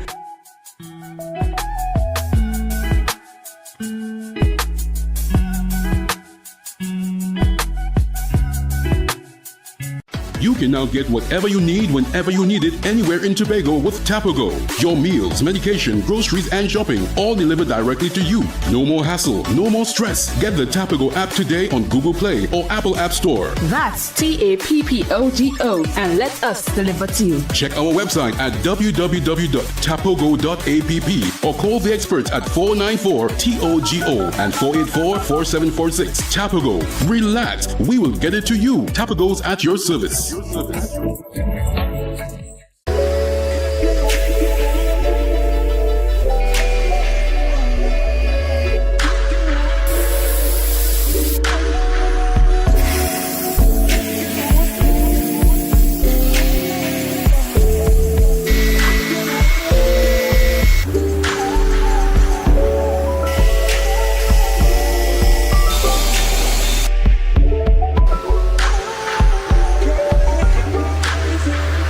Are you flood ready? Review and update insurance coverage. Install floodgates and barriers. Create a family flood plan. An initiative to help people prevent, prepare, recover. TATIL, where people are people. Jimmy's Holiday Resorts has 1, 2, and 3 bedroom, fully self-contained apartments located at the heart of Crown Point. Minutes walk to the popular beaches, restaurants, bars, and the airport. Enjoy our amazing amenities such as fully equipped apartments, complete with Wi-Fi, AC, TV, and a pool, and a mini-mart on the compound. Call 639-8292 or 8929. Jimmy's Holiday Resorts is your family's home away from home. October will never be better with Tobago Carnival Fever. Okay, passage and come on over. The best place to stay in Tobago is at Thorn's Place with rates starting as low as 200 TT. Call or WhatsApp 745-7306 or 682-8676. We are located uptown Scarborough, 5 minutes away from the port. Remember, at Thorn's Place, our aim is to make your stay safe and affordable.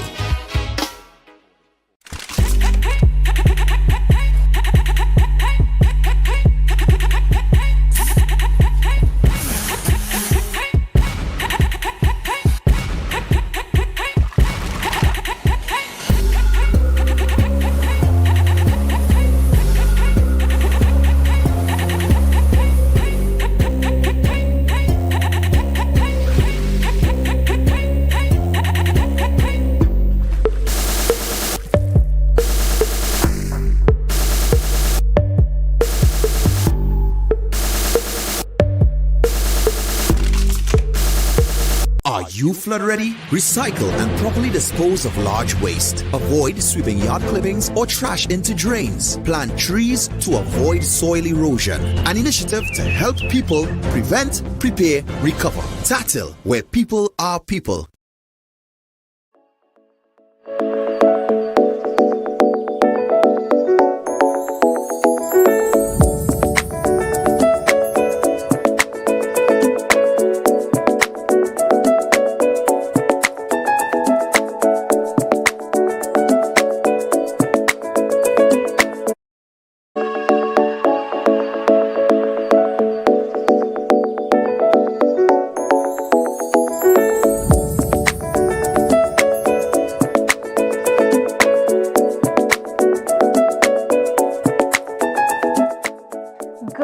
morning, everyone, and welcome, welcome, welcome.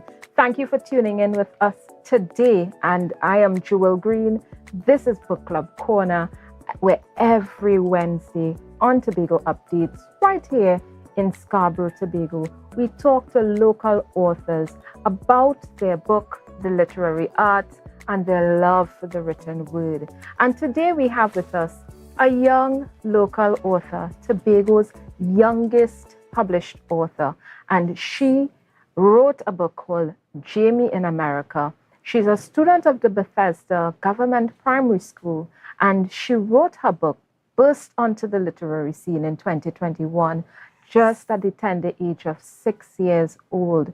And she's now 8, going on 9 in September, so you know it's a flurry of activity in that house when September comes around, right? So we want to welcome today with us the wonderful, the beautiful, lovely Liana Taylor and her amazing mother, Lois. We welcome you to Book Club Corner. Thank you. How are you, darling? Good. Very good. Listen, when I saw the two of you all come in, I said, holy matching so. Thank you. Yeah, and on top of that, let me show you the book. You see this book cover? They are matching with the book cover too. I love the little ensemble. Really, really nice. And today we want to thank Sweet Hand Natural Fruit Juices for helping us make this set a child-friendly space. We usually do wine. Today we are doing natural juices. You know, we in the Caribbean have seasonal fruits, and Sweet Hand Wines does some natural fruit juices, and she provided us with a pomegranate and 5-finger juice, and we're going to have some tasting today. Nice. Just like every brunch book club corner. So I want you all to just have a sip of your juice and tell me, what do you think? We're going to have it together. Yes.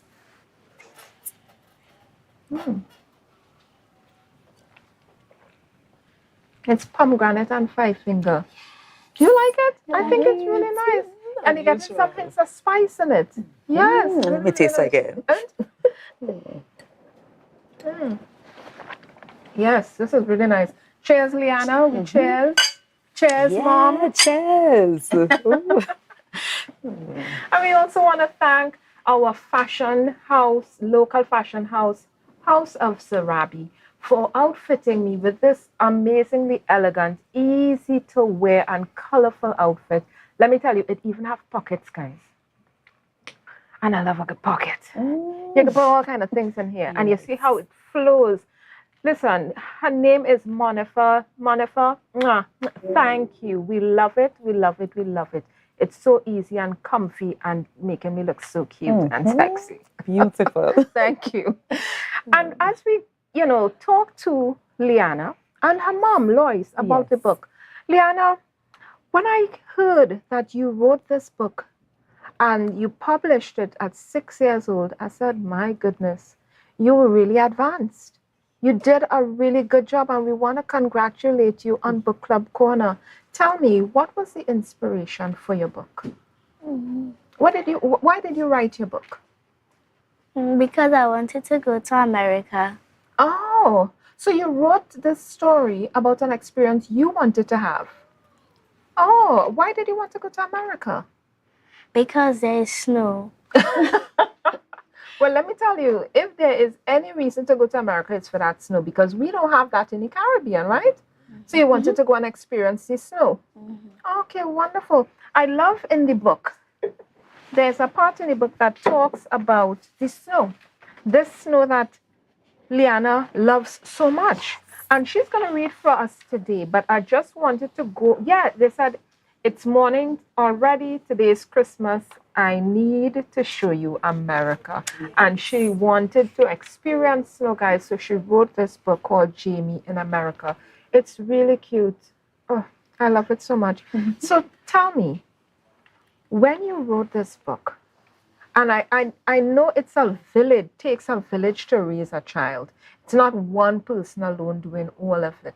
And when we spoke, you talked about your auntie and a cousin of your mom, another auntie. Yes. Tell me about what happened when you published this book? So you wrote the book, and one of your aunts, what did she tell you? She told me to get it published. She told you to, so she saw the potential in the story you had written. You see, guys, let me tell you, it takes a village to raise a child. It's not just a one-man job, a one-woman job, you know. And her auntie came in. I think you said, Lois, that was Auntie Anne. Auntie Anne, and this is actually your cousin. This was Hazel Ann, right? Right, Hazel Ann. Yes. George. Yeah, that's my cousin. So Liana loves writing and Yes. drawing. But I didn't think anything of it. But when my cousin in Bonaccord saw it, she said, this is good. We could have this book published. And as I made the point about taking an entire village to raise a child, after my cousin saw it, and she got in contact with my sister, and they said, let's go and get this published. And do you know that we have a local publisher right here? Yes. Yes. I saw to the front. You're listed.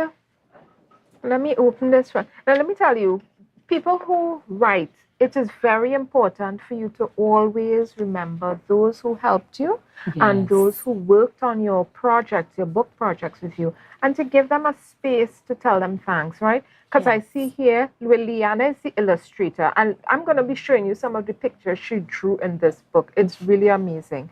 So they were able to put the illustrator, who is Liana, in the book, and then who did the cover also in the book. Yes. Okay. So I really, really love that.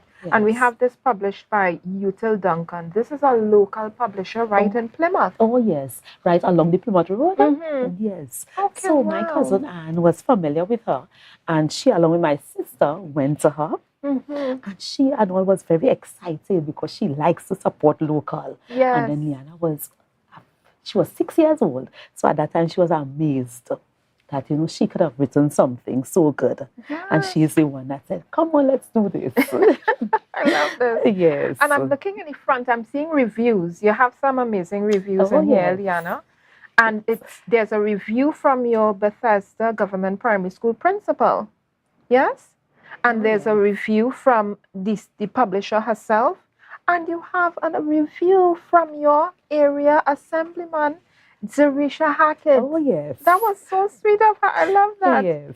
And so there are reviews in the front of the book. And let me tell you, authors' reviews are very important to promoting a book, because sometimes people want to know what others thought of your book, right? Yes. If another person liked it, what did they think about your book before they spend money to buy it? So I always recommend to authors, if you're on Amazon, like this book is, right? You want to make sure, you know, you get reviews, ask persons who have purchased the book on Amazon to put reviews there. And if you've given the book or they've bought it locally, you could always use Goodreads, right? So there's a website called Goodreads. Even if they don't buy the book on Amazon, they can go there and put their reviews there about the book, right? Yes. So guys, let me just tell you, I love to be read to on Book Club Corner. And Liana promised to read to me. So I want Liana, wherever you are choosing from, Liana is going to read to us from her book, Jamie in America. Take it away, Liana. Hello, my name is Jamie. It's morning already. Today is Christmas. I need to show you America. America also has animals. The animals are bears, deers, squirrels, elephants, and foxes. North has animals. East is the school. South is the beach. West is the bank. This is a map. Well, I want another page. I'm fully engrossed. You can't leave me hanging, Liana. Thanks for seeing my map. Can I play in the snow, said Jamie. Yes, Jamie, said Sonia. Sonia needs to make cookies. She's good at making cookies. My home is decorated inside and outside. Oh, that's so nice. Thank you so much for that, Liana. We don't only love to be read to. I mean, it is so precious, amazing when you are read to by a child. And Liana is an amazing author. She wrote this book on her own, and you can see they use the actual just how she wrote it in her childlike handwriting, they used it. Liana, did you tell them you wanted them to do it like this, or that was a decision by somebody else? The person, somebody decided it. Okay, but do you like how they did it like this? It wasn't supposed to be green. Oh, what was it supposed to be? The cover, you mean? Where? This. Oh, the color. So what color was it supposed to be? White, like snow. Oh, I get it. I see. So, these are important decisions. As authors, when you're writing your book, you want your book to reflect what you want it to be because you know exactly what it is. And Liana is saying, she wanted this to be white like snow because it is in America. And that's why she wrote the book, because she wanted to go to America to see the snow. Liana, have they taken you to America yet? Have you seen the snow? Let me tell you, your birthday coming up, common entrance coming up. Make sure they carry you out. Make sure they carry you. Yes. And I see you have a doll there with you. What's your doll's name? She doesn't have a name. What is Dolly's You're name? playing with her whole morning. Elsa. Oh, this is Elsa. Can I see Elsa? Is that Elsa? Oh, this is so cute. And she's nice and brown, guys, like us. Yes. I like it. There you are. I have been I've been made to promise an Elsa cup for Liana. So if anybody out there hears or sees an Elsa cup anywhere, please grab an Elsa cup for our Liana. She says she loves Elsa and she needs an Elsa cup in her life so she can drink her natural fruit juices in, right? So what I want to talk about next, honestly, is this award. Oh, yes. So let me just show you guys. There is an award. This 6-year-old, well, she started to write when she was 6. Yes. She's now 8 going on 9. She's an award-winning author, guys. Award-winning. And she received this award. Tell me where you received this award. Who gave this award to you? Community development. Very good. So they gave you this award for being an author. Yeah. That is so amazing. So you went and accepted it yourself?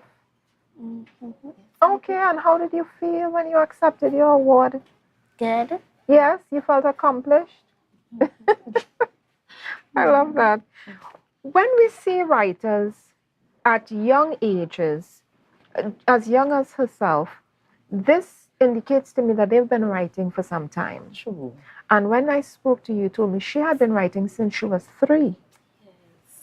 Tell me about that experience, Mom. Lois, when did you recognize that your daughter had a love for writing?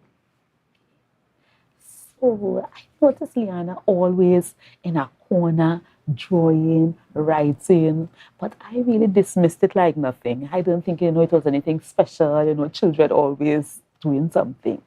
So it was only when my cousin in Bonacord saw it and read through, said, this is good talent. Because Liana went to Sunflower Early Childhood, that is a school in Plymouth, preschool, and they set a good foundation for her there. Yes. That is so wonderful.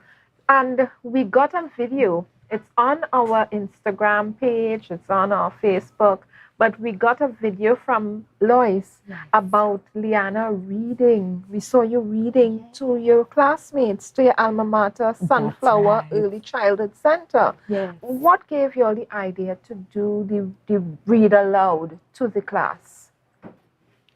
As you said earlier, it's always nice to give back. Yes. Seeing that they set this foundation and really set the stage for her.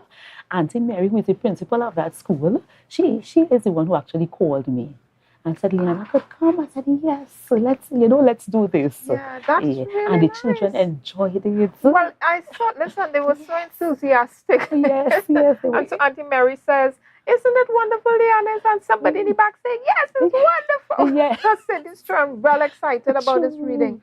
But children love to be read to.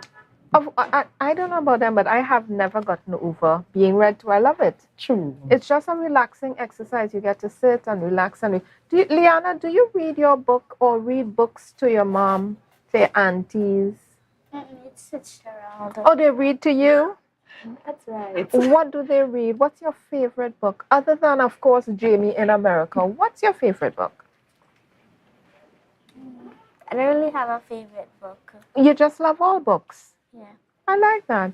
Liana loves all books. Guys, when you have kids, remember to get them reading material. It is important. It's imperative, not just for their literary skills, but for their imagination, for them to view the world, in this really grand and open way. We want them to think of the world and understand that the world is a really big place, right? It's not this little place, that you may be in just your home or in a community, but it expands wider than that. Yeah? And when I looked at, because when I thought of Liana coming here, because a Saturday ago we had International Youth Day. So we had a youth author last Wednesday, and now we have a child author today. And I thought, it was so appropriate to have Liana with us today. But Liana, when I looked at authors, I'm seeing that you're not the only one. Other children are writing too. How do you feel about being one of the authors of Trinidad and Tobago, a young author? Is that something that you wanted to do, or it just happened? It just happened. Yeah. So you didn't think, oh, I'm going to publish books. I didn't think that. You just wanted to write. Mm-hmm. And how do you write? Do you write by yourself? Do you write quietly, or you have to have music, or you play when you write? How do you write? I write quietly. Oh, so you like to be by yourself, and you just have your pen and your paper, or your pencil and your paper, and you write your stories. Mm-hmm. Okay, and how do the ideas come to you? Mm-hmm. So like you get inspiration, or you just, something like a bolt of lightning hits you and you say, I'm going to write about that. How does it come? It's the second option. Oh, so it just hits you and I have to write it down. Mm-hmm. That is what you call the flow. Yes. When that inspiration hits you, it happens to a lot of us authors and creators. You just have to put it down on paper because it's just this feeling that you have to get it out. Yes. Liana, I want you to tell us all your secrets. You have any more books coming? Because I saw in the back of your book, I saw you put more books coming soon. Yes. She promised. Are there more books coming soon? I started to write a book named The Poor Little Whale, but I stopped and I can't find it anymore to continue. Well, you have to start over. So it's a story about a whale? Mm-hmm. Oh, you have quite an imagination. So is this whale in the Caribbean? Is it in Trinidad? I really not just write about a whale. Oh, what does the whale do? What did you write before you lost it? What did the whale do? I can't remember. Okay, all right. She doesn't want to tell us, guys. She's holding on to her secrets about this whale because it's an upcoming book project. Liana Taylor, she wrote Jamie in America. She is Tobago's youngest author. Get this book for your children, your nieces, your nephews, your neighbors' children. It's an amazing, not just Christmas gift, it's a great birthday gift. It's going to be a great summer read for the children, something you can read at night to them. They can read it on their own. And this book is on Amazon, and you can also contact her mom, Lois, or her auntie, right? Auntie Anne. Auntie Anne, and get this book locally. We will be putting their information on our Facebook Book Club Corner page, as well as on our Instagram, so you can connect with them and get this book. Let me ask a question. And let me see what little Liana is going to tell me. Because on page 17, there is a part of the story that talks about it was my birthday. And your birthday is coming up, isn't it? Mm-hmm. Your birthday is in September. Mm-hmm. Will school be open by that time? What day is your birthday? September the 16th on a Saturday this month. It's a Saturday this year. Oh gosh, I was well looking forward to a little cake in the school, people. Yeah, I was going on rush that party and see if I could get some cake.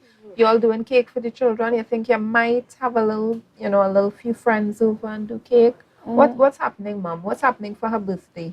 I haven't thought about what we'll do this year, Maybe we'll keep a little birthday party for her. Liana, what do you want? What do you want for your birthday? A birthday party. I'm listening, because we already have our Elsa Cup promised to her. So let me tell you, she's starting to gather her gifts, guys. So if you have any gifts you want to bestow on Liana Taylor for her amazing contribution to the literary arts culture in Trinidad and Tobago. Her name is Liana Taylor. She's 8 years old, going to be 9 in September, and feel free to not only buy her book, which is going to be a gift for her. It's legacy. Yes. But you can also drop off gifts, that Elsa cup. She loves the Elsa dolls.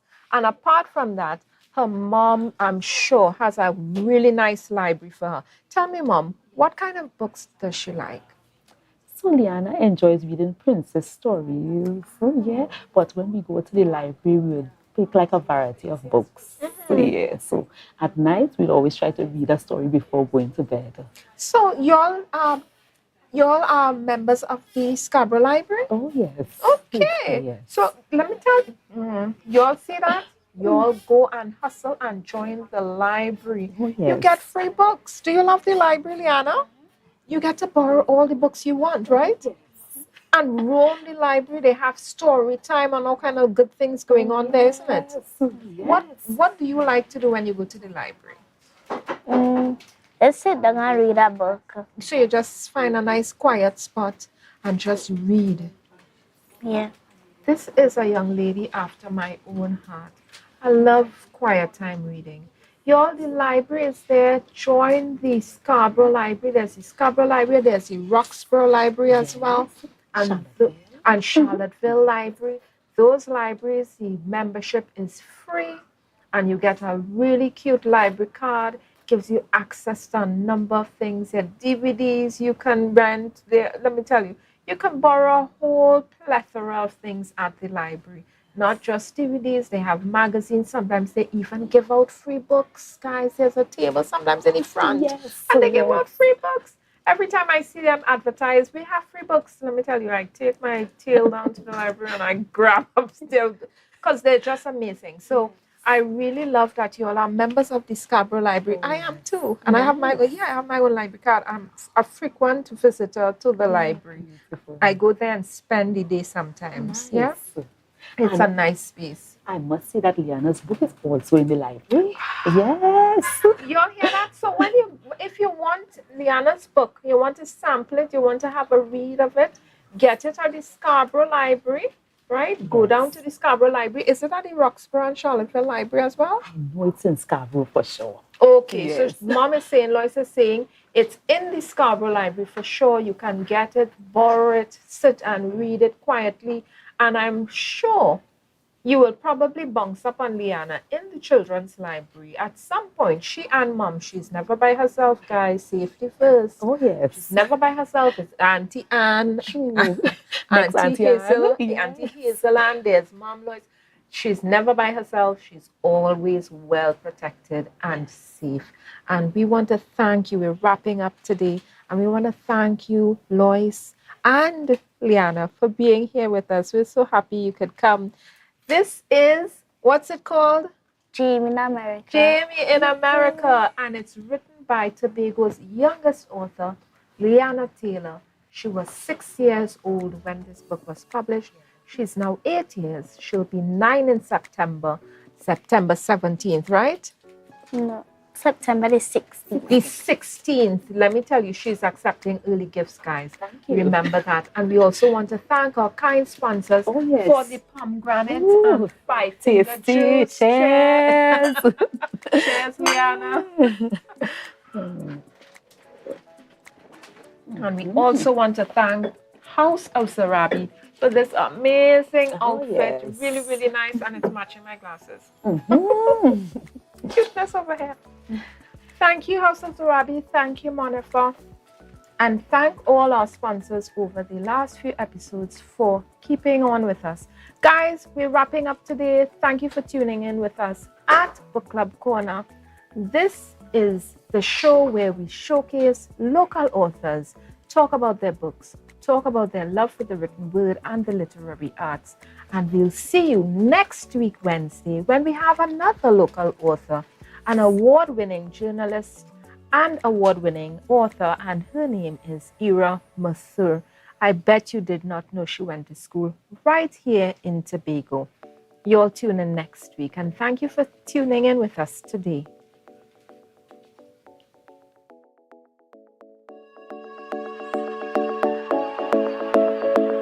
Waiting for CXC results and wondering what's next? Or maybe you're looking to switch careers. Learn a skill to jumpstart your career at the NESC Technical Institute. Get qualified for jobs in the energy and industrial sectors, or even start your own business. Choose from automotive, electrical, instrumentation, drilling, welding, fabrication, AC refrigeration, IT networking, and more. NESC diplomas are gate approved.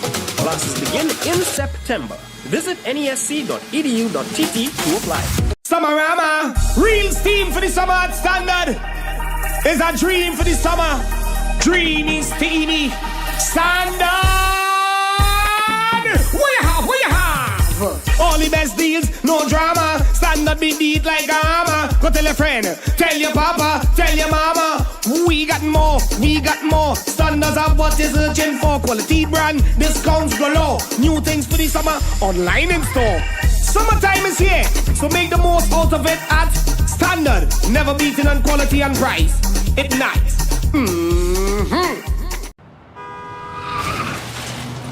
Everybody only worrying. Never ever worry. Don't mind how things looking hard. I tell them never ever worry. If your nice car get damaged bad. I tell them never ever worry. What I'm saying is true. So just consider Tatil is always right here for you. I tell them never ever worry. Don't mind if life make you sad. I tell them never ever worry. If your house get flooded out real bad. I tell them never ever worry. What I'm saying is true. So just consider Tatil is always right here for you. I tell them never ever worry. If sickness catch you off guard. I tell them never ever worry. If times fall on you real hard.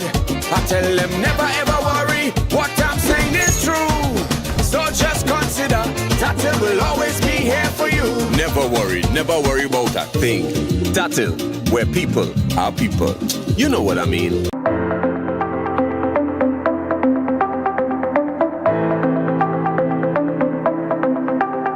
Full disclosure with the executive every Thursday at 8 p.m. only on Tobago Updates. Real questions and honest conversations with the sole aim of keeping you fully in the know. Full disclosure with the executive every Thursday at 8 p.m. only on Tobago Updates. It's a different type of thing down there. And we party till we drop down there. With a lot of pretty girls down there. Down in Tobago. If you see or know about a crime, report a crime safely and anonymously. Call 800-TIPS. Help stop crime. You can play your part safely and anonymously. Report a crime. Earn a reward. Call 800-TIPS. Help stop crime. Be a hero. Champion. Fearless citizen. Be a crime stopper safely and anonymously. Call 800-TIPS. Help stop crime. Mamai Lakai Home Services. We specialize in cleaning of carpets and rugs, mattresses, living room and dining room sets, vehicle detailing, cleaning and sanitizing of homes and commercial spaces. We also do landscaping and tree cutting, pressure and power washing, floor care, fumigating and air purifying. You can also call us for professional painting services, babysitting and adult sitting. Call us now 333-4430 at Mamai Lakai Home Services. We take cleaning to another level. All soca lovers, stand up. All soca lovers, stand up. Are you flood ready? Monitor trusted sources for info. Wear protective gear when you clean up. Contact your insurance provider to assess the damage. An initiative to help people prevent, prepare, recover. TATIL, where people are people. Inner Health, number 13B, Portmore, Scarborough, Tobago, with over 25 years experience, offering services in and not limited to microscopic blood analysis, reflexology, and the sale of a wide range of organic herbal products used to supplement thyroid, lymphatic, heart, kidney, and brain health, and the male and female reproductive systems. Come and chat with us. Remember, your health is your wealth.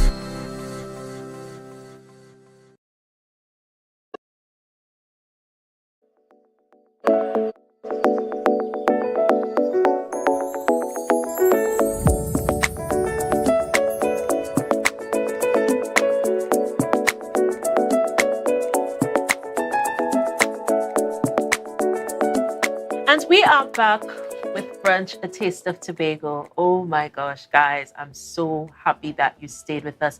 I just want to say thank you to everyone watching. Thank you to our sister Jewel Green with Book Club Corner. Oh my gosh, lovely, cute, talented Liana Taylor was here. And, you know, we just love our young people doing really, really positive things and impacting humanity. And that is what we're all about on Brunch, A Taste of Tobago. So I am so honored, I am so privileged to introduce my next guest. And we thank him so much for gracing the brunch set.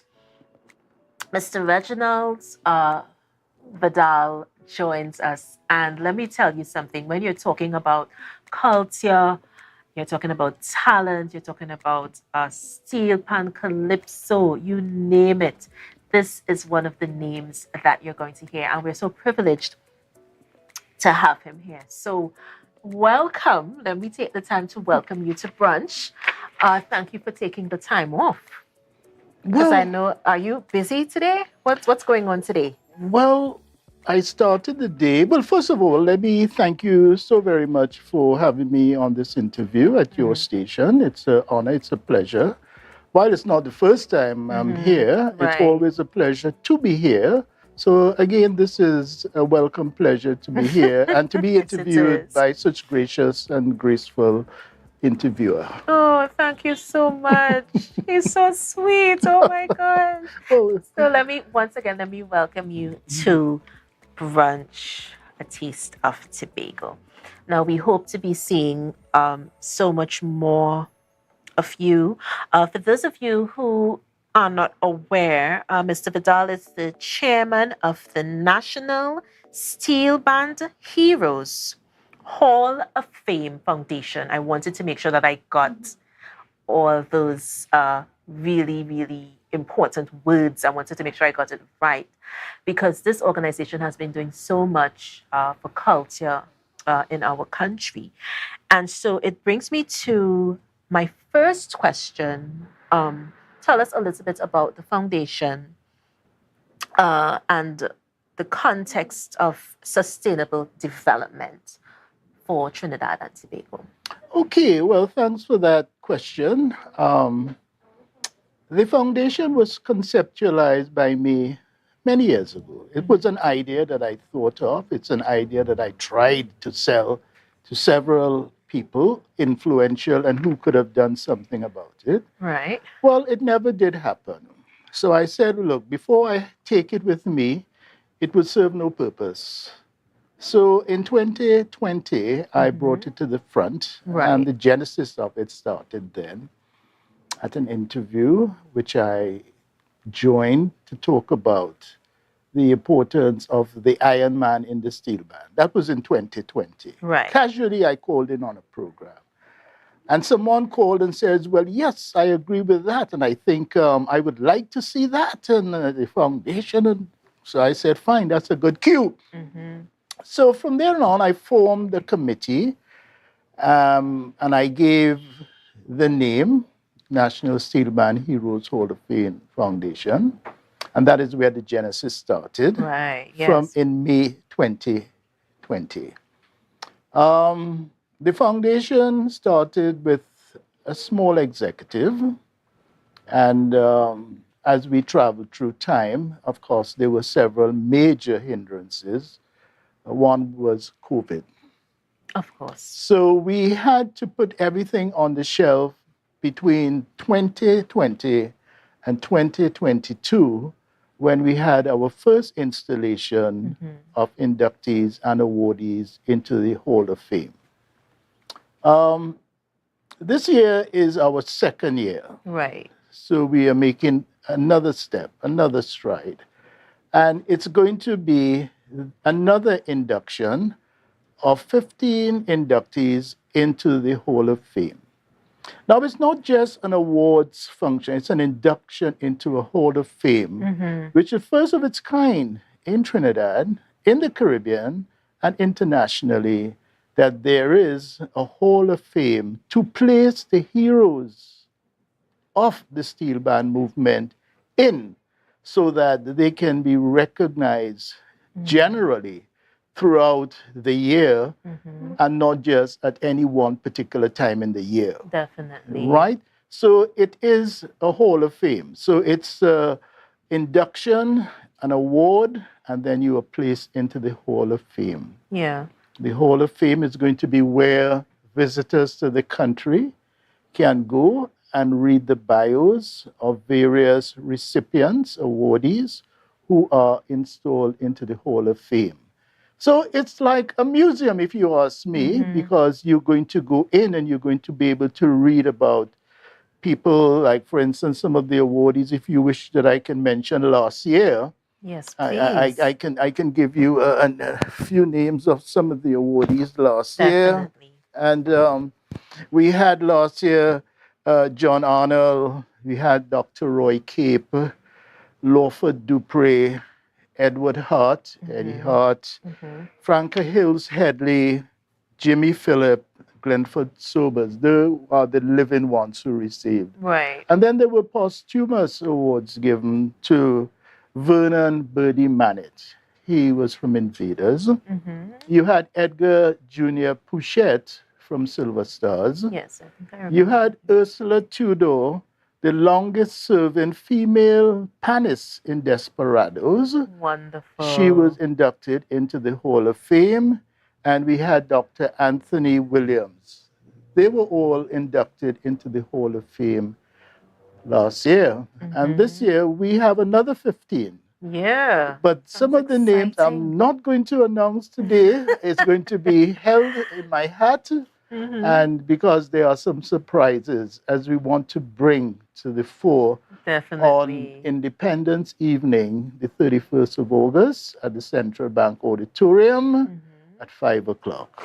Oh my gosh, I love what you're doing. It's like creating a space, you're creating history, you are changing the narrative here, and we are honoring our icons, our musicians, or steel pan players, you know, band leaders. You know, it's so amazing to have this forum that we can go and we can view. Like you said, it's like a museum. It's like a museum of our art, of our history, and it just comes alive there. And from our family to yours, we are so very, very, very, very appreciative of the work that you have been doing with your team so far. So for that, we thank you. We thank you. And, you know, your inductees, you know, I wonder, how do you go about choosing the recipients of the awards? Okay, there is a measure of research that is put into it. Right. In other words, we go through the different areas, south, north, east, west, Tobago. And incidentally, last year we had Patrick Arnold, past president of Trinbago. He was inducted into the Hall of Fame. And thankfully, we did it while he was still alive. He passed on earlier this year. Right, yes. So we were able to award him and induct him into the Hall of Fame.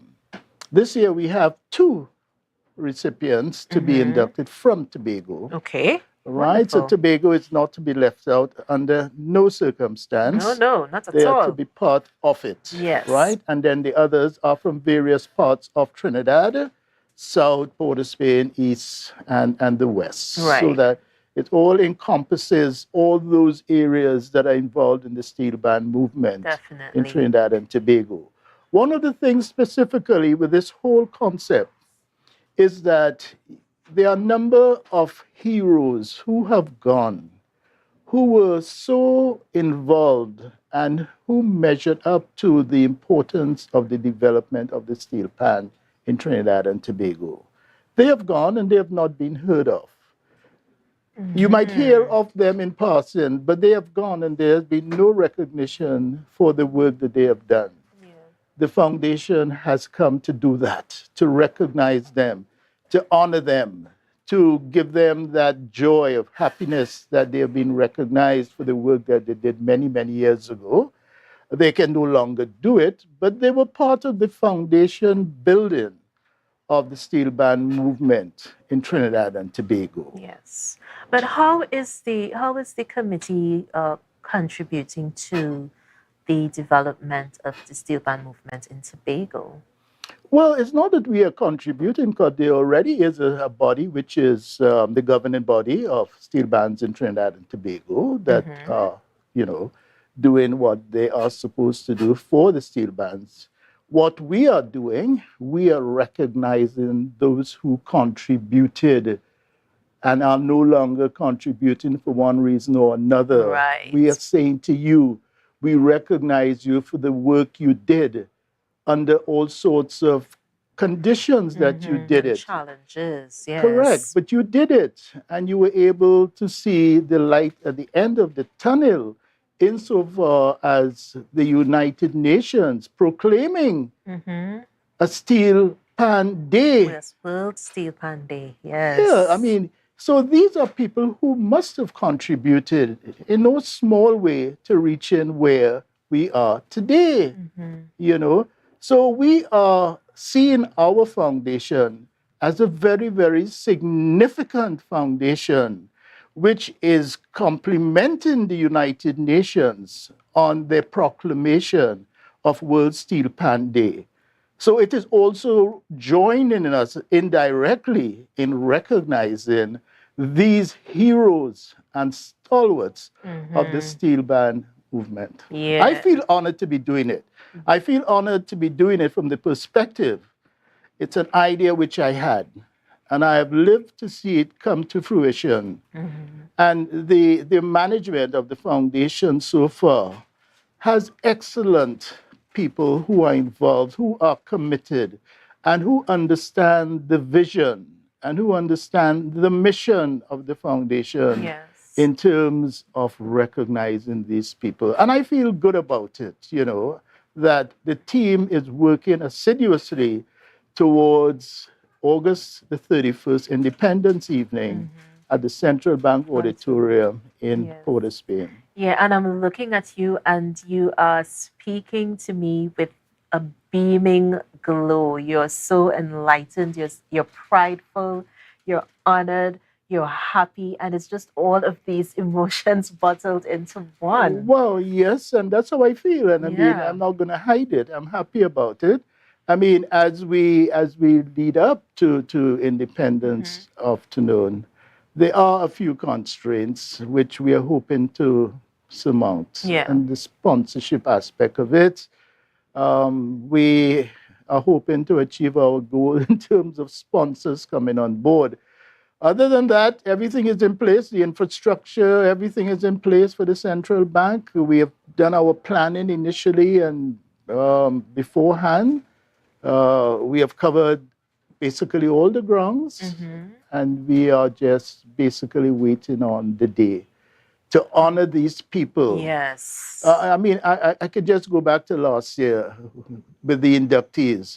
I mean, I have never seen so much emotion shared by a lot of the inductees last year. Oh, I mean, some were moved to tears. They couldn't believe what was taking place. They just could not believe that they were inducted into a new development of the Pan movement, a Hall of Fame that we're going to be. I mean, they would have heard about film stars and and, different people going into a Hall of Fame. Yeah. But never have you heard of a steel band Hall of Fame. Yes. So they were very, very honored, and they couldn't believe what was taking place. Well, of course, you could imagine how I felt. That here they are, astonished that they are now entering into a new phase of the steel band movement, Yes. a Hall of Fame. So I am happy that I did not take it with me. If I had taken it with me, it would be of no use to anyone. Yes. So I decided to make it work. It has worked. It's continuing to work. The question of sustainability of it, it's going to be that way because we did 15 inductees last year. We are doing another 15 this year. And we would do another 15 and another 15 and another 15. And that is where it becomes sustainable because there are enough heroes and stalwarts of the steel band movement to take this quite a number of years. Yeah, and you said something so beautiful. You said that you, rather than taking it with you, you decided that, you know what, I'm going to fight and I'm going to bring this to fruition. And I just want to say a blessed day to your team as well. Thank you. Team of wonderful persons working alongside you. And by not keeping it to yourself, you are therefore impacting humanity. Did you ever think? Well, yes, think about definitely. it? Yeah. And one of the things which I am, I'm looking at in terms of the vision is that I am not too sure that many school children know of a lot of the pioneers of the steel band movement. Right. Some of whom I just called a while ago. Don't know them. And I would just touch on another hat that I wear as chairman of the Dr. Eric Williams Memorial Committee. There are a lot of children who do not know who Dr. Williams was. They have no idea who he was at all, at all, at all. So what this would allow the Hall of Fame is for the Ministry of Education to get involved by having school children visit the Hall of Fame and to read and see, because there would be pictures, there would be bios that you could read on various people, their involvement, what they did, how successful they were, and that sort of thing.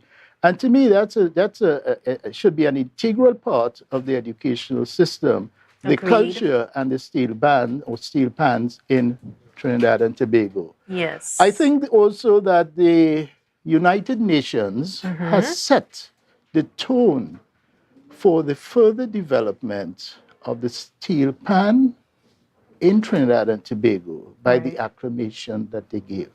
Yes. I don't think you need more than that to understand that it's not now just in Trinidad and Tobago, it's worldwide. Yes, definitely. Definitely worldwide, and there are no ifs or buts or maybes about it. It definitely is worldwide. But for those who would like to, is there a registration protocol in terms of getting involved with your organization? Yes, actually, there are several platforms which have been initiated by our communications and public relations officer. Several platforms, you name them, she has put us on all those platforms. Right, and we look for the NSHHFF. That's correct. Yeah? Yes. So any platform. So you're on Facebook, Instagram. That's right. You name it. And Pat, you there are guys too are many on for there. me to mention. Yes. But you're on there. We are on, yes.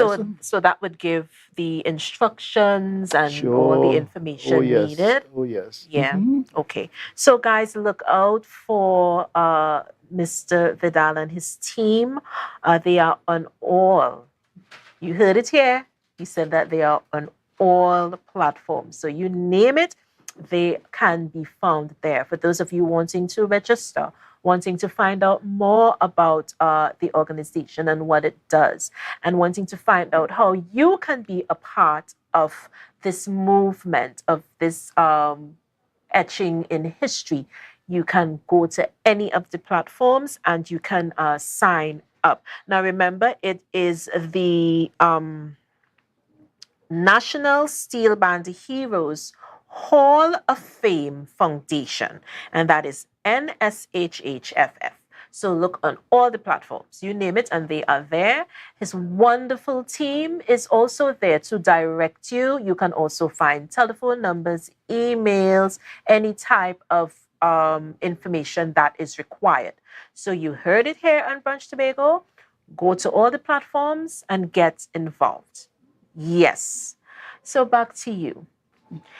Tell us if you could say something to our viewers, if you could leave a positive word or message, what would you say to our viewers today? All I would simply say to your viewers today is that this is a new concept in the steel band world, following on the United Nations acclamation of August the 11th. Right. It's new. It started in 2020, but because of the circumstances at the time, right? So we are in our second installation award ceremony.